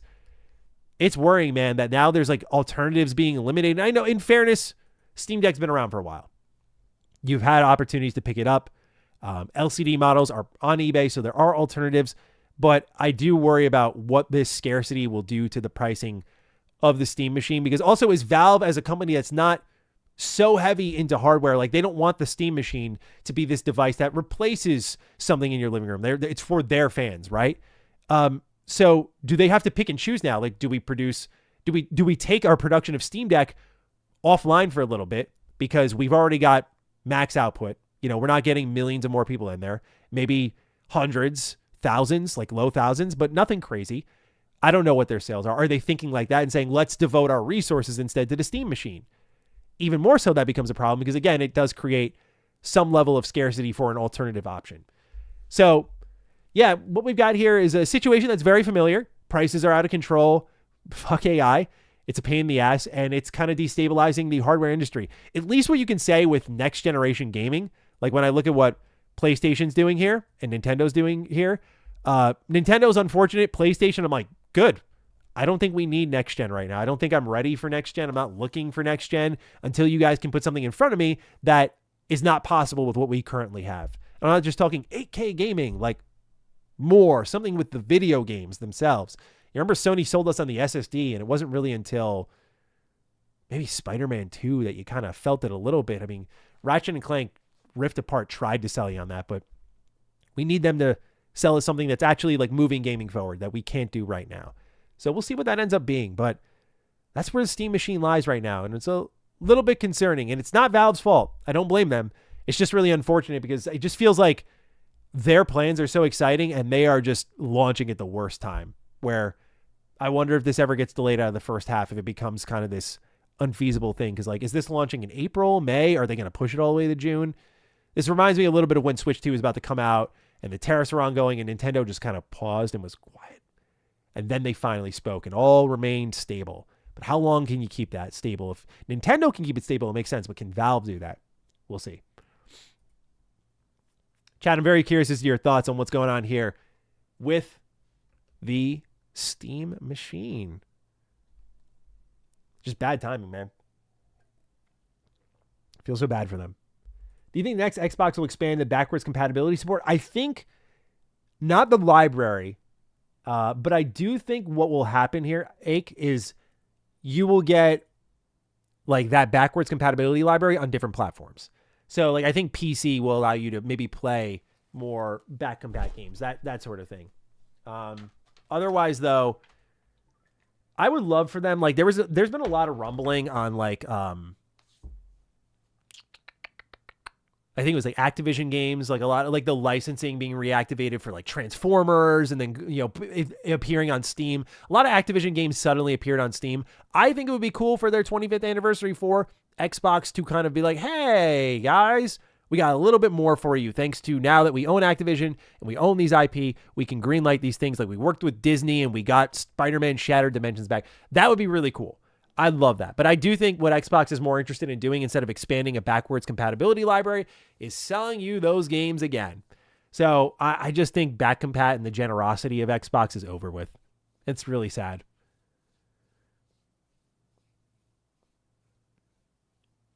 Valve has zero reason to make it cheaper. Steam makes enough money for them to not sell the GameCube at a lower price. Fair point. Yeah. They're business at the end of the day. This is what I talked about when the thing first got revealed, or maybe it was the follow-up video. But they're a business at the end of the day. Like they're I hope people aren't putting the pressure on them to like for them to be the hero where like every other megacorp is being crushed. And like, here comes Valve, who's going to like save the day. If they do, I mean, the PR and support for them is going to be insane. But again, then the shortage of supply will just become an even bigger issue because now this thing is like, it's in demand and now it's really in demand. Oh, interesting. There are some big and upcoming Chinese RAM manufacturers that could break into the market soon, maybe in the next year or two. Yeah, that could help as well. Just like more market options. It reminds me a lot of like what happened with COVID where like people had to move like production of things like out of China. And so like they found new spots in the world, but that slowed things down to then speed them up. So that could be an alternative. I don't know. I foresee like these AI data centers continue to gobble shit up until there's nothing left. Thank you for your donation, Major Wakanda. Appreciate you. Appreciate you very much. Schluberkant, sorry I missed your super chat, my friend, but hello. Welcome, my friend. Dr. Strangelove, I also missed your super chat. I apologize.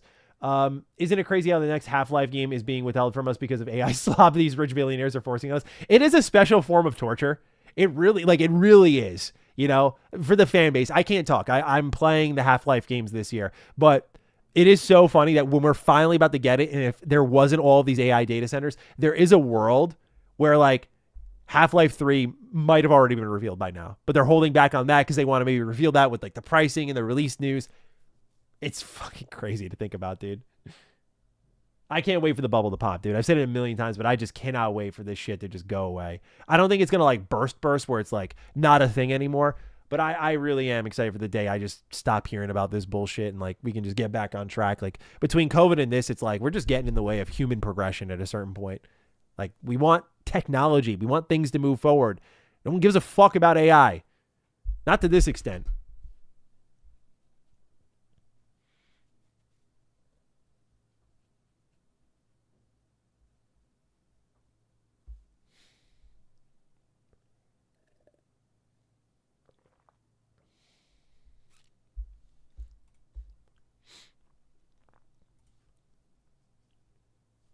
Let's see here. Might be able to squeeze in a fourth story today, honestly. I agree, Corey. Yeah, just like if AI did, again, I always say if AI had this openly beneficial part to its practice. Like if it was a thing that we saw, like we have seen for, again, I always go back to this example because I think it's so perfect. When if I was alive when Edison walked up to me with the light bulb, I'm not going to be sitting there next to my fucking campfire and be like, hey, chief, thanks, but I've got it covered. And this thing warms me up. Maybe there were some doubters of the light bulb, but I imagine it was an immediate like, oh, electricity, lights, even in the dark. What could this be? What could this become? Right? It's obvious. It speaks to you immediately. That is the beauty of technological progression. When I'm on my horse and buggy and I see a dude rip by in a four-wheeler, I'm like, nah, horse is fine. Right? Affordability is obviously a big part of it, but that's also technological progression, is making things that are that expensive, that brand new, for cheaper, for the common man, for the lower income man or woman, right?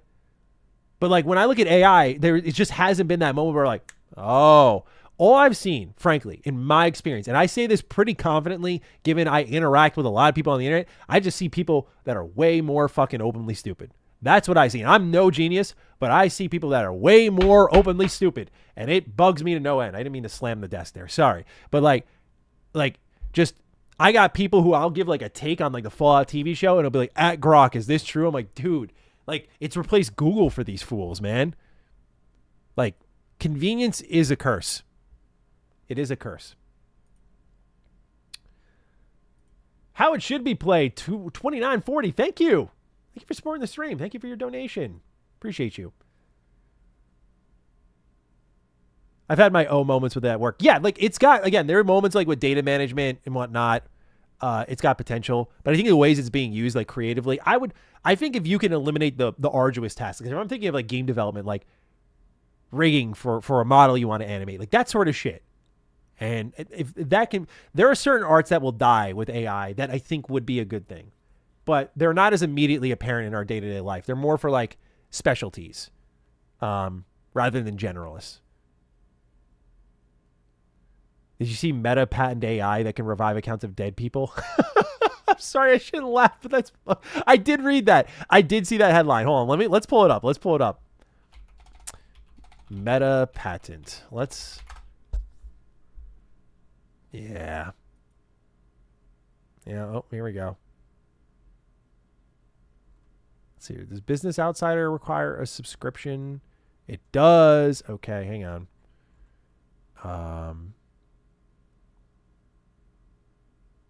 Let's go with Mashable. Fuck it. Says Meta patent LLM that would allow for users to post after they die. The company says it's just a concept and doesn't plan to advance the idea. That's just not true. You don't just protect that idea. You patent the idea because you're like, hey, that'd be a great idea one day. If we want to explore it, we should protect that. This is fucking unreal. What dystopian ass shit is this? Meta has patented a hypothetical LLM that would continue posting for you and as you long after you're dead. Granted, in late December, the patent outlines an AI that would simulate a person's social media activity when they've been away from the platform for an extended period of time, including after they've died. According to exclusive info from Business Insider, it was first filed in 2023 by Andrew Bosworth. Dude, imagine having that like be your fucking legacy, dude. Like, yeah, I came up with this fucking great idea. Just people can't die. Meta spokesperson told the publication that they no longer have plans to move forward with the LLM concept. Interesting. Still, the patent for this type of AI-trained digital clone is now in Meta's hands. In the original filing, the tech giant said it was designed to assist people who have strong social media presence, such as influencers who want to take a break from posting. What? A clone that could comment, like, even... Dude, what? Are you fucking... That's the dumbest fucking shit I've ever seen in my life. The reason anyone gets to be an influencer is because of their opinion. To have AI there simulating your takes while you're fucking like chilling in Hawaii or some crap is fucking absurd. Like, yeah, this account would probably like... Imagine someone simulating me. They tweet about Bethesda a lot. They would probably like Elder Scrolls 6. And if they don't, fuck it. The impact on users is much more severe and permanent if that user is deceased and can never return to these social networking platforms. So just like, how do you regain control of that and shut that down? That is a Black Mirror episode, dude. Like we just Legacy will no longer exist because just people can't even die in peace. Like, God, that's insane. That's disturbing. I don't care if we're not acting on it. The fact that it was an action taken, that means a conversation was had, an idea was proposed, a business model was created, and they were like, hey, we might want to tap into that. Let's see. And they came up with some fucking sick dystopian idea, man. Fuck that company. That's insane. The Transistor poster behind me is a wall scroll. I can grab it for you. Hang on.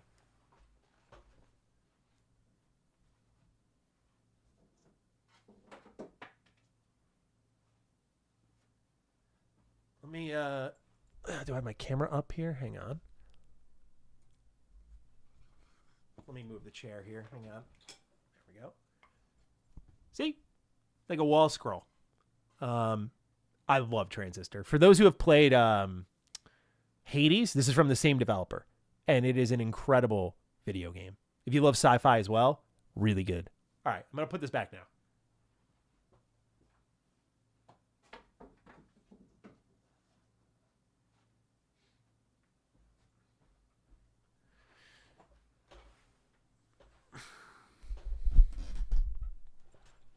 Yeah, love Transistor. Highly recommend that game. I can't believe it was $20. Really good shit. Art direction is really good for that game. I agree.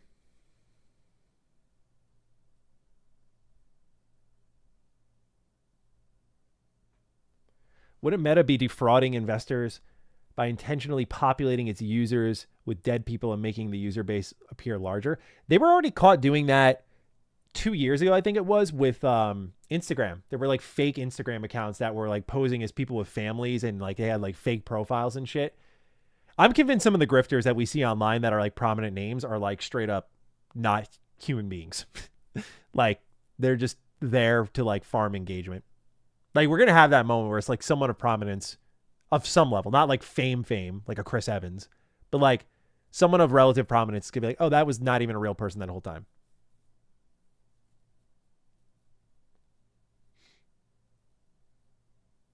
Dead internet theory is real. You got to wonder sometimes, right, DeMarco?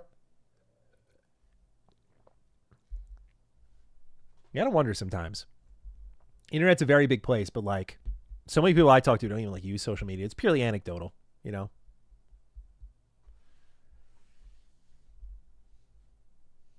Maddie, we need that Beyond the Horizon video. I know, Swole. A lot of people, I'm surprised how many people have been asking me about it.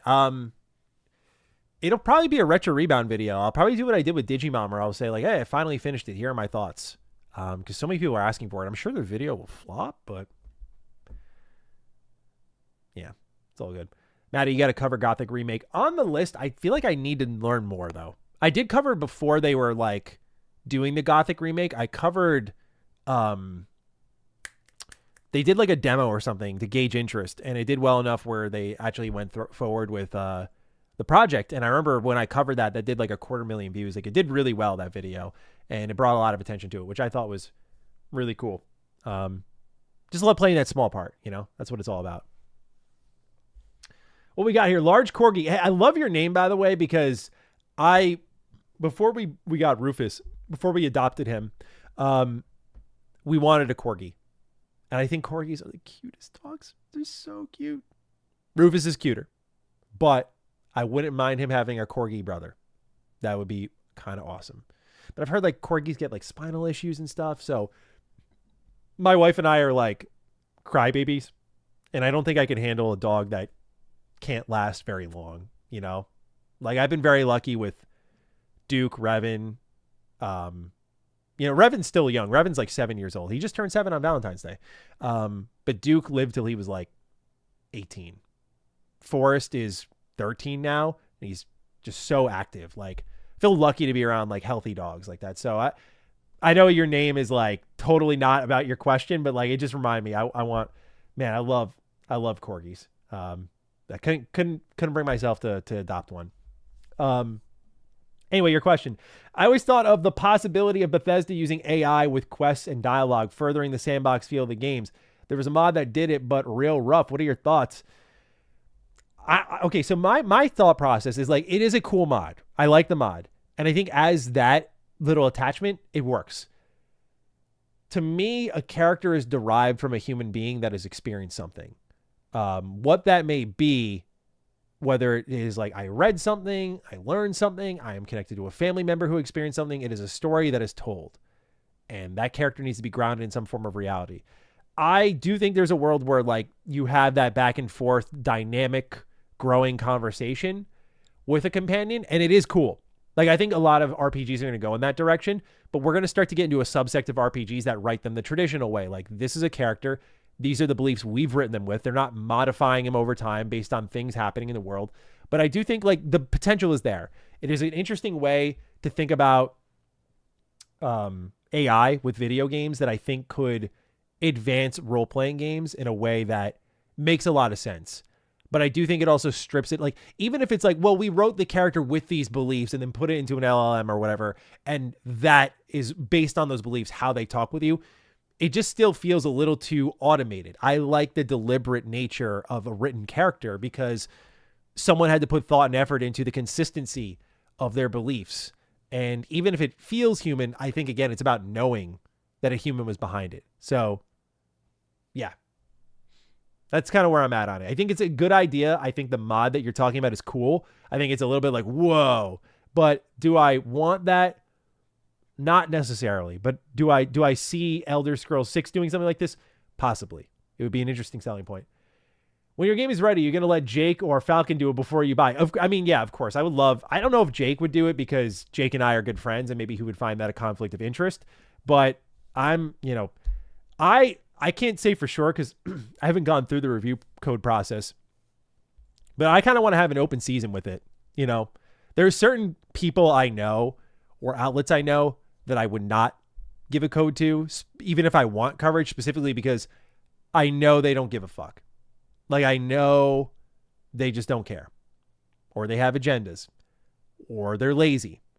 And our team has spent too long on this for us just to like flick something out or to give it to a reviewer who's going to flick it out. It's like their content beef. Fuck that.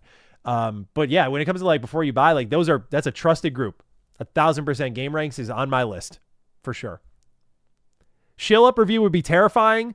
I would love Ralph to review our game, but I would tell you right now, dude, if I saw like if the review on our game starts with I, and it's from Ralph, I would be a little terrified because like he is such a great critic and he is so razor sharp. He is one of the voices that when we like construct our game is sort of in the back of my head, along with my own, of course. Like, I am a reviewer and I'm glad people like my reviews. Like, I feel I'm razor sharp, but like Ralph is he gets right on the nose. He's just on there. And so these are the kind of voices I like to have in my head when we're making our game, making choices about our game, because they're the types of gamers I want to impress. They're the type of gamers you want to win over. You want them to sing the praises because I think their word carries a lot of weight. ACG, of course. Yeah, 1,000%. There's plenty of people. Colin.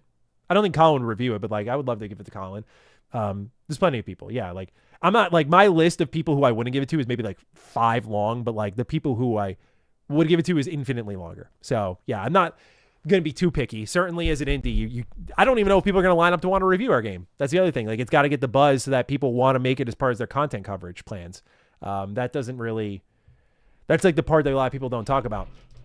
You can review everything, but you have to pick what your audience is interested in. There's some games that people like that think look cool, but they're like, oh, my audience isn't into it. And so they don't cover it. So it also goes like that. I can't wait to watch DSP stream your game. Yeah, like he can, like, I don't know if I want to give DSP advanced access with all due respect, right? Like, I don't know if I want to give him advanced access, but you know, like, cause I don't want him to just be like, oh dude, this shit fucking blows. And it's like, bro, you pressed the wrong button, damn it. Come on now.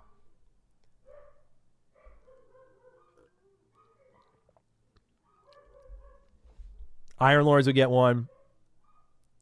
I was meaning IGN would have an agenda.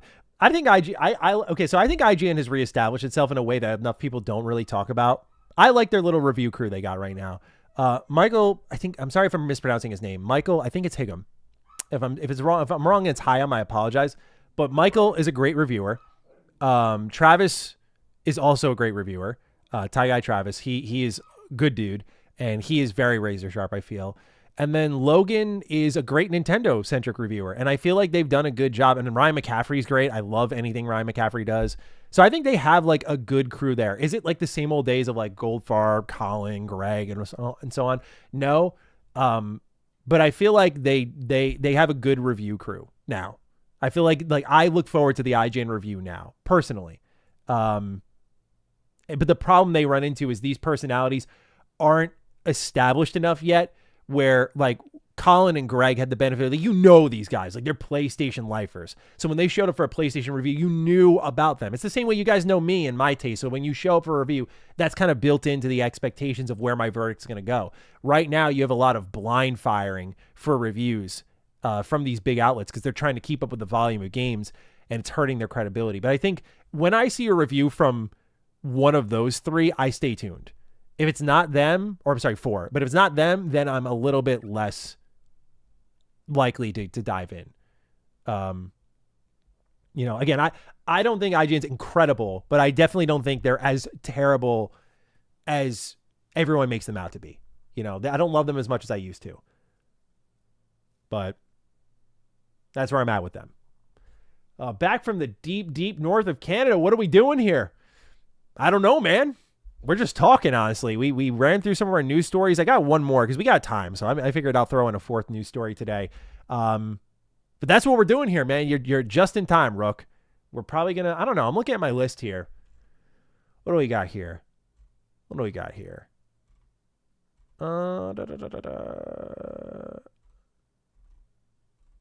I have a mod conversation we could do. I might just do that. Might be a fun one. Thank you, Meatball. I appreciate it, dude. Appreciate your confidence.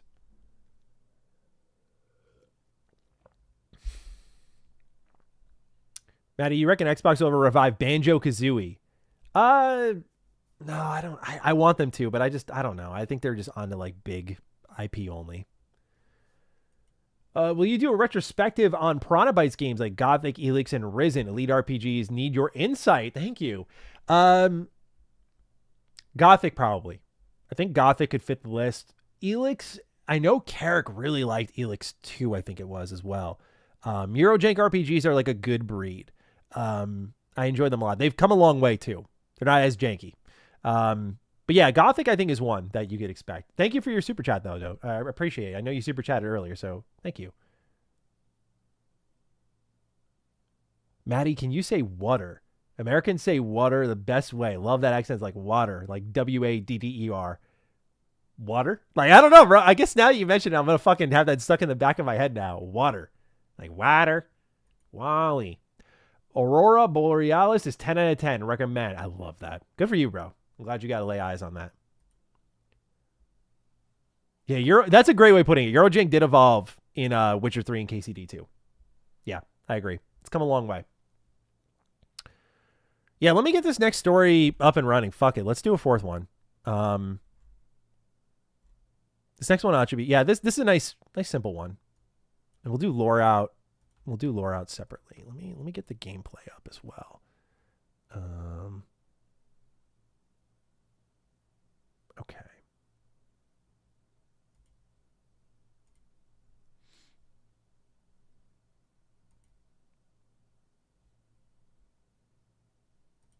Gotta get rid of my links for my Steam story. We're going to talk about a Fallout mod coming up that looks pretty cool. It's called Fallout The New West. We're going to get into what it is and also some fun facts. Some little story info for those who are unaware of what this is based on. Official website, we'll bring that up. Oh, my stomach is starting to grumble. Maddie's getting a little hungry. Okay, let me bring this over here. I think that's it. This might be a simple one. I got 3 fucking links right now.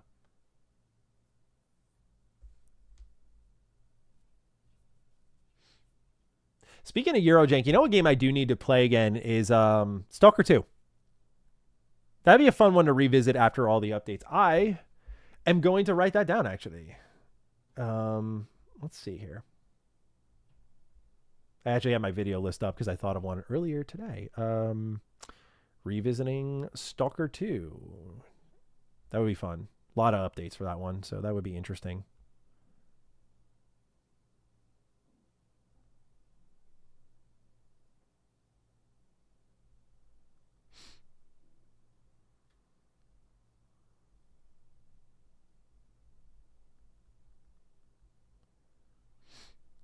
Sorry, the wifey had some questions.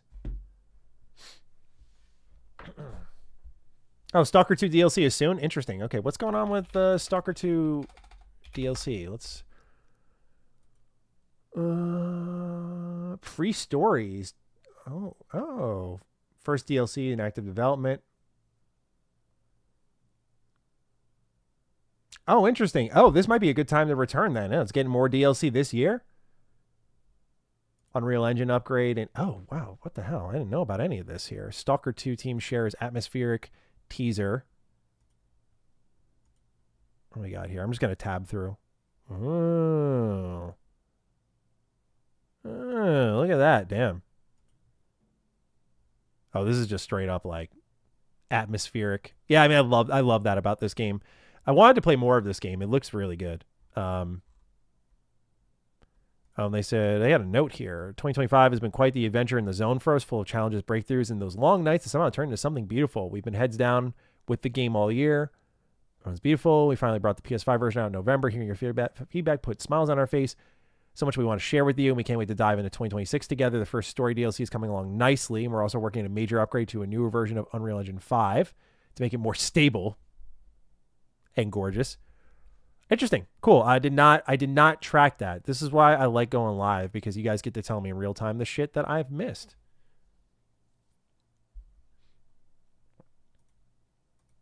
You're gonna fist fight Robert Kelly to review the game on Lognet.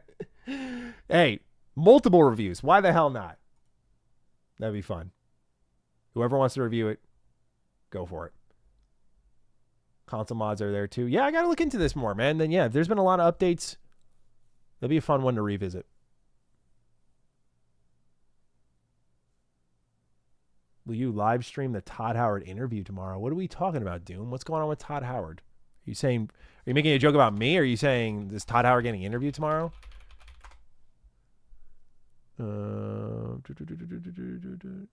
Oh, he's doing an interview with Kind of Funny Games.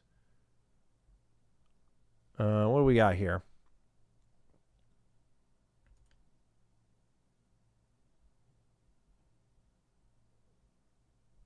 Todd Howard returns Wednesday. Oh, interesting. Good for them. I was trying to push for a Todd Howard interview again. I guess I'm not getting it.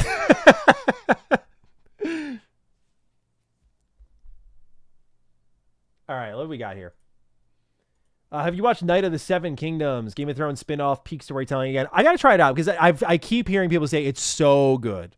Like, it's so good. The only problem is like the episodes are too short. So I got to check it out. I've heard enough good things now where it's not like whatever the other Game of Thrones Dragons one, I forgot what it was called, is there and apparently was good. But like this one seems like overwhelmingly adored.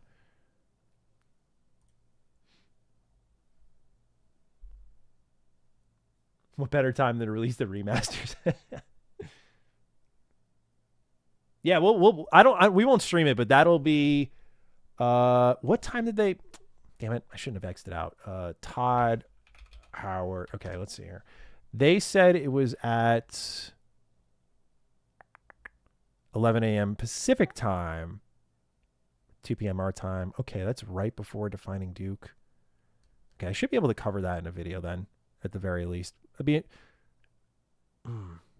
have a meeting with Locke. I don't know. Yeah, I won't be streaming it, that's for sure. I'll be covering it if there's anything interesting said. I just hope they finally talk about Starfield, man. It's long overdue. I love that the chat is supporting Knights of the Seven Kingdoms. It's definitely one I got to check out.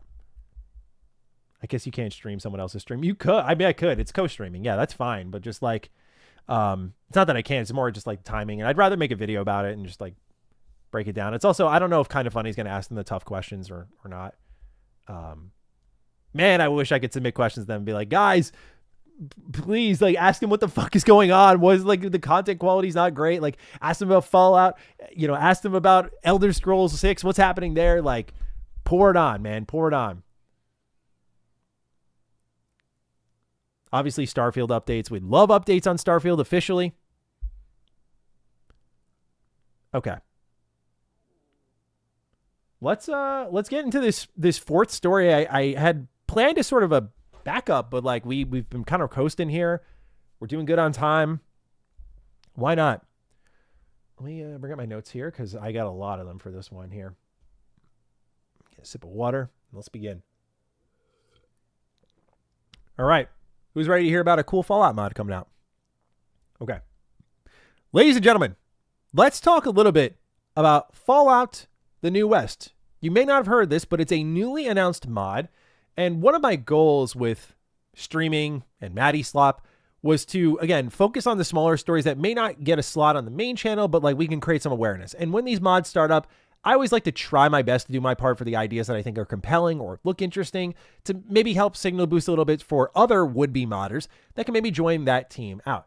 Today, I'm here to tell you about Fallout the New West here. This is a remake, as you can see here, of the canceled Fallout Van Buren, the original Fallout 3.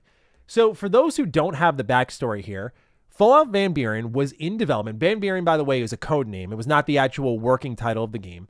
But Van Buren was the code name for an upcoming Fallout 3 from Interplay, from Black Isle, right? Obviously, they hit financial trouble, and that's what resulted in the Fallout license being sold off to Bethesda Game Studios, where we got the actual Fallout 3, where they reinvented the entire series into a first-person role-playing game with shooting. And so that turned out pretty great when you look at where Fallout is nowadays. You know, some releases hit more than others, but in the terms of popularity, I don't think this series would have been as prominent if not for Bethesda's involvement. That said, though, it has always remained an untold story, and I think Bethesda has some thoughts on that, but so does this modding team. What I want to do is catch you up to speed on what Fallout Van Buren is, tab through some gameplay of a leaked tech demo that came out in I think 2007, I want to say, on No Means Allowed, and then walk you through a little bit of this trailer and some information on the game here on their website. So let's start with this here.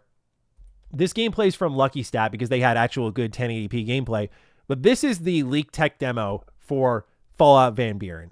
And for those who have not played an old Fallout game, you'll see like this character creator looks pretty familiar to you. Very crunchy, number heavy, a little bit more 3D though. We'll get into some of the technological changes, but we'll skip over to some of the gameplay down here. And you can see the dialogue is a little bit different. Again, this is like proof of concept. This wasn't the actual full game here, but you can see a lot of, if you've played Fallout Tactics, a lot of that is kind of here now. Anyway, the combat, the change that they were planning here was to allow you to choose between real-time and turn-based. Again, this was a little bit of Fallout Tactics energy here.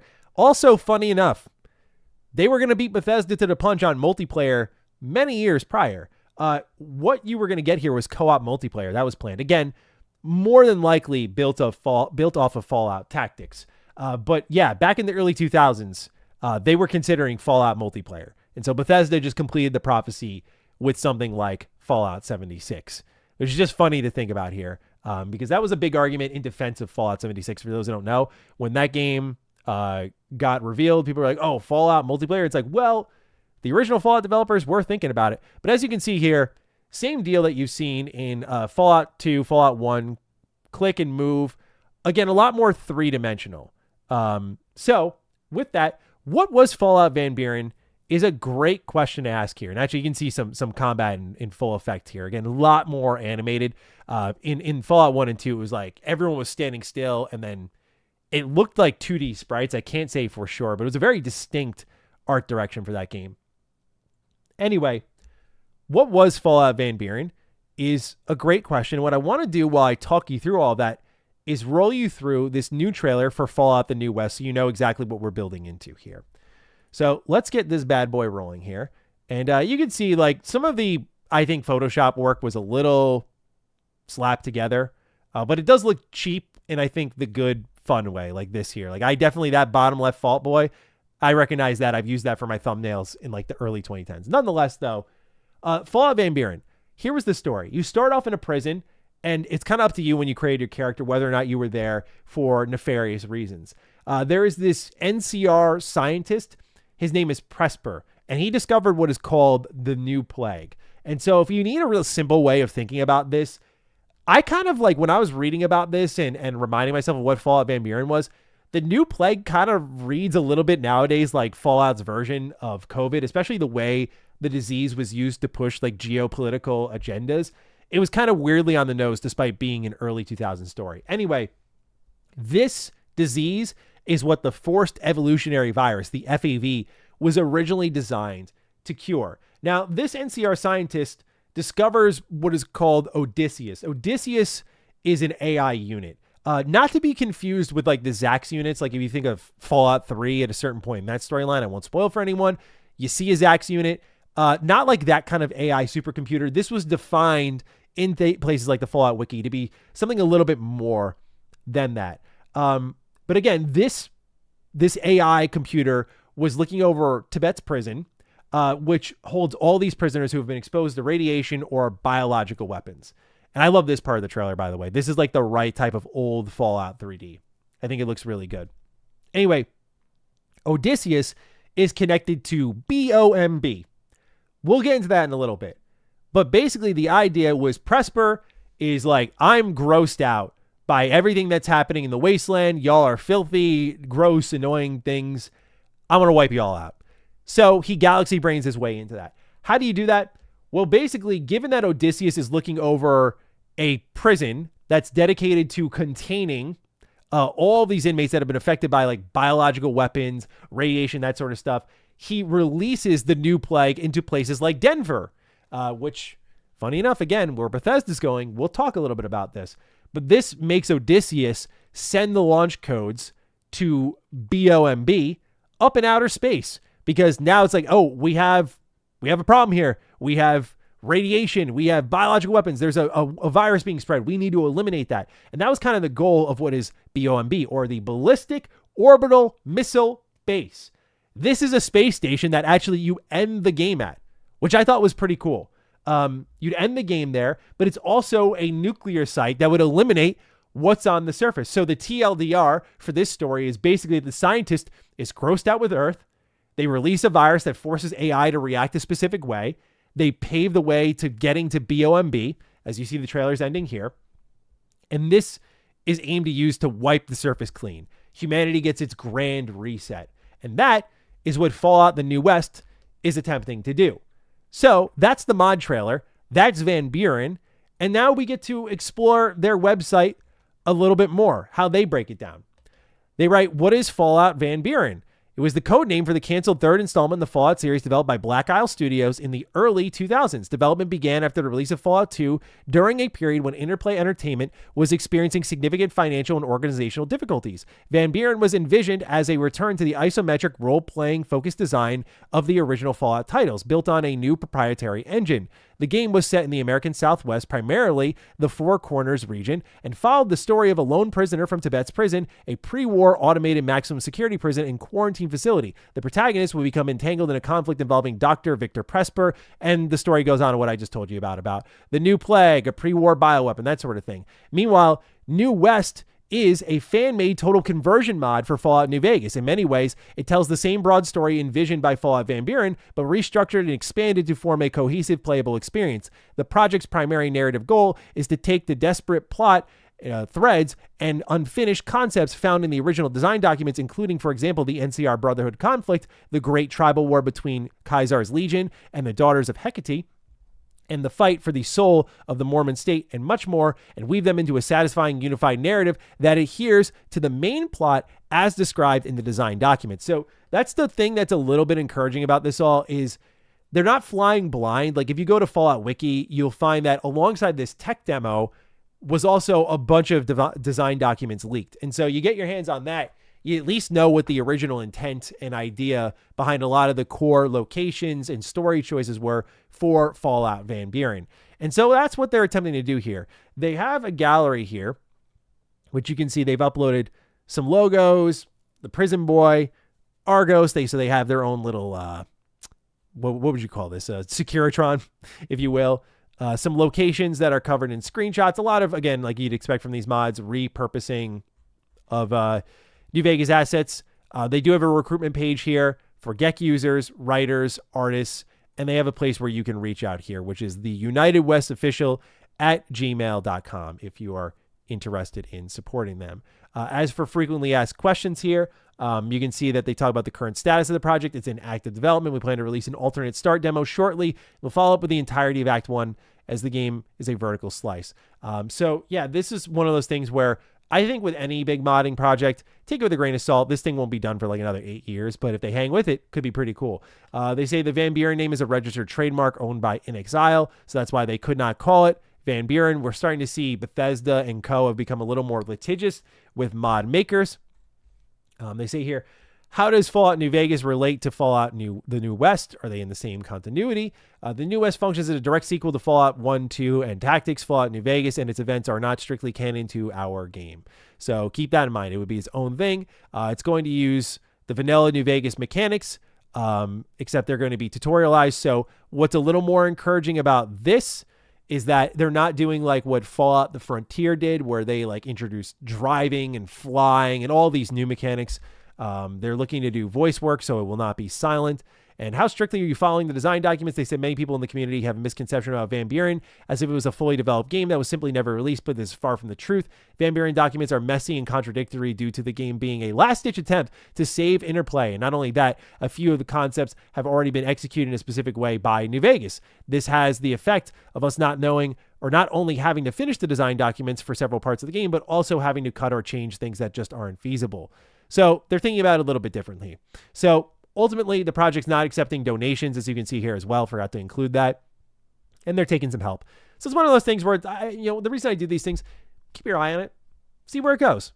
It could be kind of interesting. But I thought that the fact that they're targeting Fallout's Van Buren storyline is interesting because, as we just saw, spoilers for Fallout Season 3. I'll give you guys a few seconds to click off because we are going to have to talk about the ending of Season 2 here and where they set up that they're going for Season 3. So 3, 2, 1. For those who do not know, Fallout Season 3 is going to roughly the same location that Fallout Van Buren was tackling a little bit. Fallout Tactics was tackling a little bit. Fallout Tactics was always considered semi-canon. Fallout Van Buren obviously was never made. What we saw with Season 2 is that Bethesda and Kilter are not afraid to take cut content and turn it into whatever makes sense for their story. So when you think a little bit about the cut vault from Fallout New Vegas and they turn into this communist experiment vault, I thought that was a really cool way of expanding the Fallout lore with something that was pre-existing and giving it like a canonical purpose.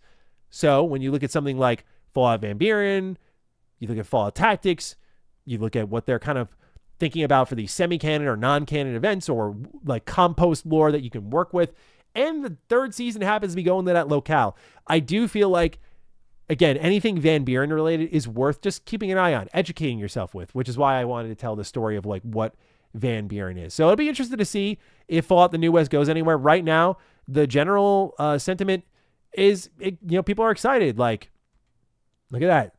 Fuck the countdown. I'm the Fallout announcement now. This is the real countdown reveal. This was a couple of weeks ago. Tibet prison sucks. Johnny, you shot a man in Denver's. Watch him die. So yeah, this is a lot of hype. Who's ready for another Van Buren mod? I am. Yeah, Van Buren lives. So there's a lot of optimism. It's not like going completely viral like a Sky Oblivion, but it's again something worth keeping an eye on. Where I just wanted to give you guys the 411 on Fallout Van Buren. So let me know what y'all are thinking on this one. Has potential is how I would define it. Definitely has potential. A lot of Fallout stories today. Bethesda related stories. That's for damn sure.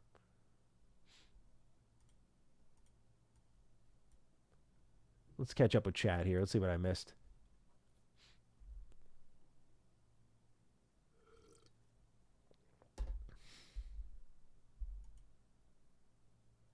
I agree with the take, Aaron. Like many a Fallout mod, it will be cool if it happens.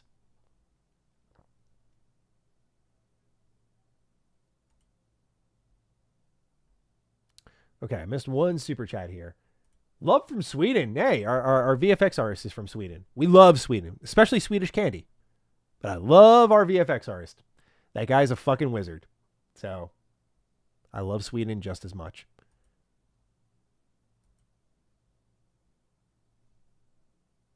Spoilers are done. Uncharted Wolf, you're good.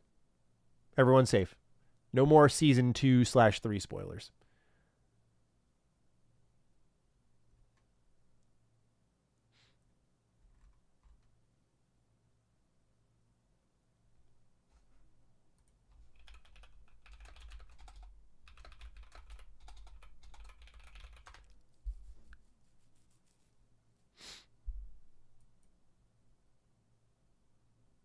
You drink it out of a mason jar like a southerner. My wife turned me into a mason jar dude. I don't know what to say. Like I only drink out of this. We've even done like meal prep with mason jars.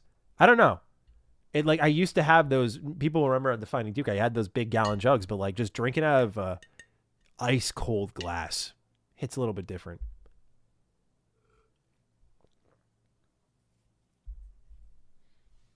Steven Totillo says that Tencent was the undisclosed lead financial backer of Highguard / Wildlight. I did catch that right before we went live. I was clearing out my email and I had one from GameFile because I'm subscribed to his like newsletter. And I saw that and went, oh, that's an interesting plot twist. There's a very, very interesting plot twist. My conspiracy theory brain goes in a lot of places there. Why would you hide it? Why would you hide it? Also, strangely, and I'm just saying, like, a lot of Tencent level infinite stuff shows up at the Game Awards. Makes you think, man. Very interested. Very interested to see the oh, man. Like, this story for Highguard just continues to get more and more fishy. It really does. I was not, like, highly suspect of the game. I'm like, it's a whatever game. But now I start to see shit like that. I'm like, why would you proclaim, like, you're self-published? Now it makes sense, like, how they could work in silence for 4 years. Like, I could have sworn they claimed they were indie or something like that. And they wanted to ride the indie wave. Yeah, like, that's like, it. Okay. I have to read. So this is, like, you're getting a raw Matty take right now. But, that's, like, really fucked up. If they just tried to kind of pose themselves as, like, the, you know, we're a small team trying to punch above our weight. It's like, dude, you're funded by one of the richest fucking companies on the planet. You're like, you had all the resources in the world then, and you still fucked up. I also saw a concept artist post that they had to, like, was it concept artist or character artist? They only had like a couple weeks per character. And they had to manage the monetization front. I saw that. I have to double check that. I think that was like a LinkedIn post. They only worked there for 2 years, but like, Jesus, dude. Yeah, the dev on Twitter said they were proudly self-published. I gotta do my research, but yeah, ex-dev claimed no corporate overlords. Yeah, like, so you're telling me that? So are you telling me that, like, when they said like all that, they knew they had Tencent in their pocket? That's fucking dubious, bro. Because now the people who, like, I already thought the people who were like over defending, you know, Highguard, a little like sticking their necks out because it just did not look like a game worth over defending. But like, now those people who tried to be kind to your game, like they thought people were just bullying you guys for the sake of bullying you. Like, you make them feel foolish. So the next time this shit comes around where like you should give a game a chance, they're not like, it could be a great game from an indie dev truly, but now it's like, well, dude, last time I stuck my neck out, you were secretly funded by Tencent. Yeah, Ashes of Creation had secret funding. This industry is like begging for government to get involved with the way they just like, because we self-regulate so much. It's just begging for government to get involved. There's so much like the day before, Ashes of Creation. Now maybe even this. It's like, dude, it's going to get messy.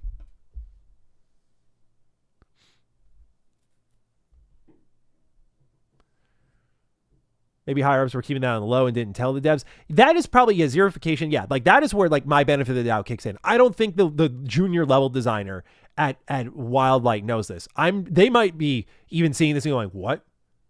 You know, like they might have been sold a lie.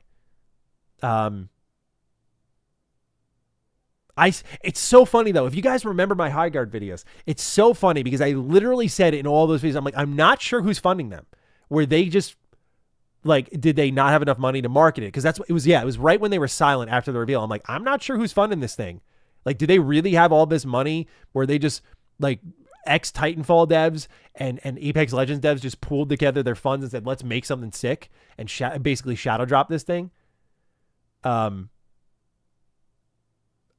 oof, man, that'll definitely be on our Friday stream. No doubt about it. We'll dive into that because no doubt I want it. Like, this is why like streaming is exciting. I think it's fun to get like the raw take like this, but it's also like dangerous territory because I don't want to give like a raw take that's uninformed. Right. I just did that with Marathon clearly. So I'm applying the lesson learned here and just saying like, we'll talk about it when more information comes out. But like my raw take is like, oh shit.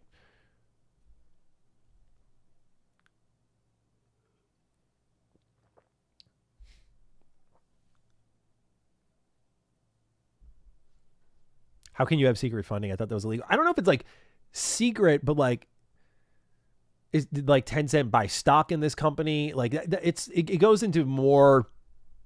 I don't know. Like I'm not knowledgeable enough in the legal space to know whether they broke a law or something like that. I doubt it, but it's just more like fucked up. That's how I look at it. I don't know if like you're going to jail now. It's like just fucked up. It's like, oh, you were an indie dev. So apparently, a group of indies with no corporate overlord.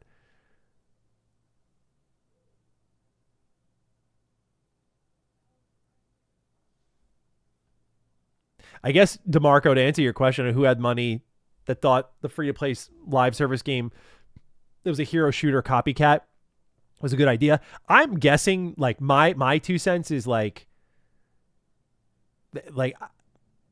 Tencent's got so much money to blow. They're like, oh, you guys only need this much, and this could turn into something big? Fuck it.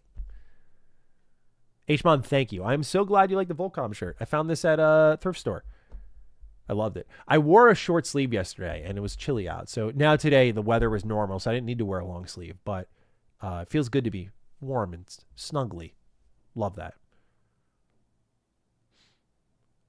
I'm not saying they broke a law. I just thought that you have to disclose investments or something. I don't know. You'd think so, right? Like there's a reason why we have a publisher and a developer. Like basically publisher is saying like, this is where the funds are coming from. But like a publisher can accrue your funding from different places. Like a publisher may publish your game, but they might also be the one who facilitates a Game Pass deal for your game. And that's what pays for the development fee of your title. Like it could be something like that, right? So I don't know if it's, again, devious in a legality way. Like you're like, I didn't mean to misunderstand you, by the way, but I imagine this is more just like, oh, they just kind of use the indie clout to hopefully give them a little bit of grace. And now it's like, fuck, dude. You know?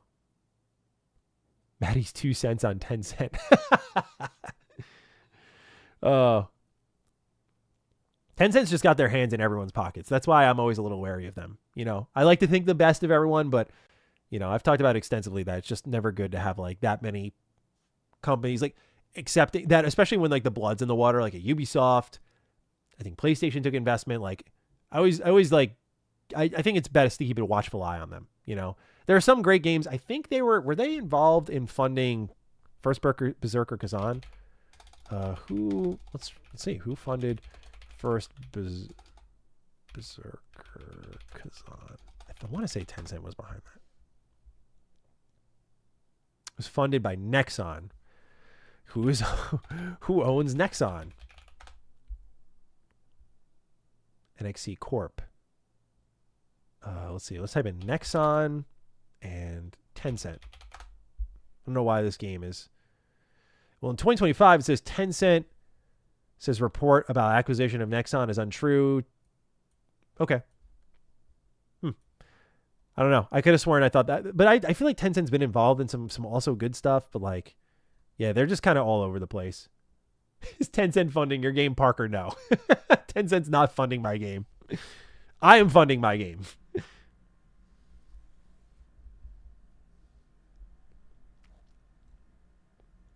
I always found it suspect when Tencent opened up Level Infinite because people started to see Tencent as like this negative connotation. And so they did Level Infinite. So people, when they started announcing stuff at the Game Awards, it was like, oh, see, it's not level. Like people would see the game kind of like what Call of Duty does, where they bury the trailer name because they're like, oh, you're not going to know it's Call of Duty. And that'll open your mind to it. We're going to trick you. Like, oh, see, you hate COD, but you don't hate it now, right? Black Ops 7 tried to do this shit. And basically Tencent did the same thing with Level Infinite. Maddie's game is funded by Big Juice. That's right. That's right. Water and juice and sheer willpower and elbow grease. Thank you, Tubular Jonathan. Appreciate you. I have not seen Primal, DeMarco, dude. I have not seen Primal. All right. We've been live for almost 2 hours, 30 minutes here. I think it's a good time to start wrapping it up. If anyone's got any like last minute questions or whatever. But yeah, I think we got 4 stories. Good hangout. It's about to be 6. I'm looking at my to-do list. I have to do the Defining Duke script after this, but that'll take me. I have most of it done already, so I'll just be kind of tightening that screw there. Yeah, I just want to give us a couple minutes to start winding down here. If anyone's got any questions or whatever, we can hang and chat for a little bit. Ruben says I could use a coffee. I had caffeine today and I regretted it. Like opening the stream, I was like very anxious. I don't know. I was like, holy shit, bro. I feel like I'm about to explode. I don't play really any live service games, Vitor, except I guess Marvel Rivals, but I haven't hopped in that in a while. What's the meaning of life? Last minute question. Hey, yeah, just real quick, like life is its purpose, its goals. That's all it is. Boom. Easy peasy. Arcane asks, where did you learn game dev? Are there resources you can provide for someone who's interested in learning more? Okay, so I was basically taught by my team. Like, our programmer taught me a lot. Our art director taught me a lot. My knowledge is not so far and expansive across every dimension of the game. Like, I lean into our team's strengths. Like, we have a programmer who's great at that. I am not a programmer. I work, when I'm talking engine stuff, I do content building, like quest building. I do that sort of stuff. I do lighting. That's a big in-engine task for me. That is like the one thing that I do that not many other people touch. So basically I let the artist do their thing and I come in and I kind of give shape to their pieces is how I define it, or lack thereof. Sometimes shadows are really useful for you. I've found that seems to be the gift I have for in-engine. And then a lot of it's creative management. My in-engine tasks, though, are more on like the content front, setting up assets as well, importing them, that sort of stuff, which is very simple, very easy. But I would recommend just like Unreal Engine's documentation is really good. And kind of finding your school of thought is also good. Like, I am not going to be an artist and I'm not going to be a programmer, but I found my own little corner. Cutscenes are another thing I work with because I'm playing to my strengths. Like, I edit YouTube videos. And I'm not saying these are one-to-one skills, but like a lot of Unreal Engine's like sequencer tools click with my brain more because I've been working on timelines since I was a freshman in high school. So play to strengths a little bit as well. But yeah, Unreal Engine documentation and YouTube tutorials. I mean, look, if you need any better convincer online, what's it called? Expedition 33. Like, Guillaume Broche thanked YouTube tutorials. Like, they said we couldn't make our game without you guys. So definitely don't be hesitant to use YouTube tutorials. Just don't build a whole game around YouTube tutorials. You know, it's got to be like a whole cohesive. You're making a building, right? Build like Legos. Make modular pieces. That is the best thing we did for our game. All right, we got one more super chat. We're out of here. It's from Corey. My man Corey says, stay sexy. I like to use the 6 there to get around the monetization. Stay active. Thank you, bro. All right, appreciate your questions, guys. Thanks for hanging out for this stream. As always, we'll be live on Friday. We'll talk some more gaming news then. Again, seems like Tuesday, Friday, 3:30 p.m. Eastern time. You can kind of lock it in that I'll be live. Again, I don't want to lock myself in too much because, again, I want to make sure we stay nimble, stay fluid. But if you're looking for the next stream, we'll be live then. Thanks for tuning in. Go check out Matty Slop if you want to get any of the highlights on what we talked about this stream and you don't want to watch the whole 2.5 hour shebang. Otherwise, though, ladies and gentlemen, we'll talk soon. Tomorrow's video will be out. Yeah, we got a lot coming up. So, yeah, thanks for being here. Thanks for hanging out. And, yeah, bye-bye.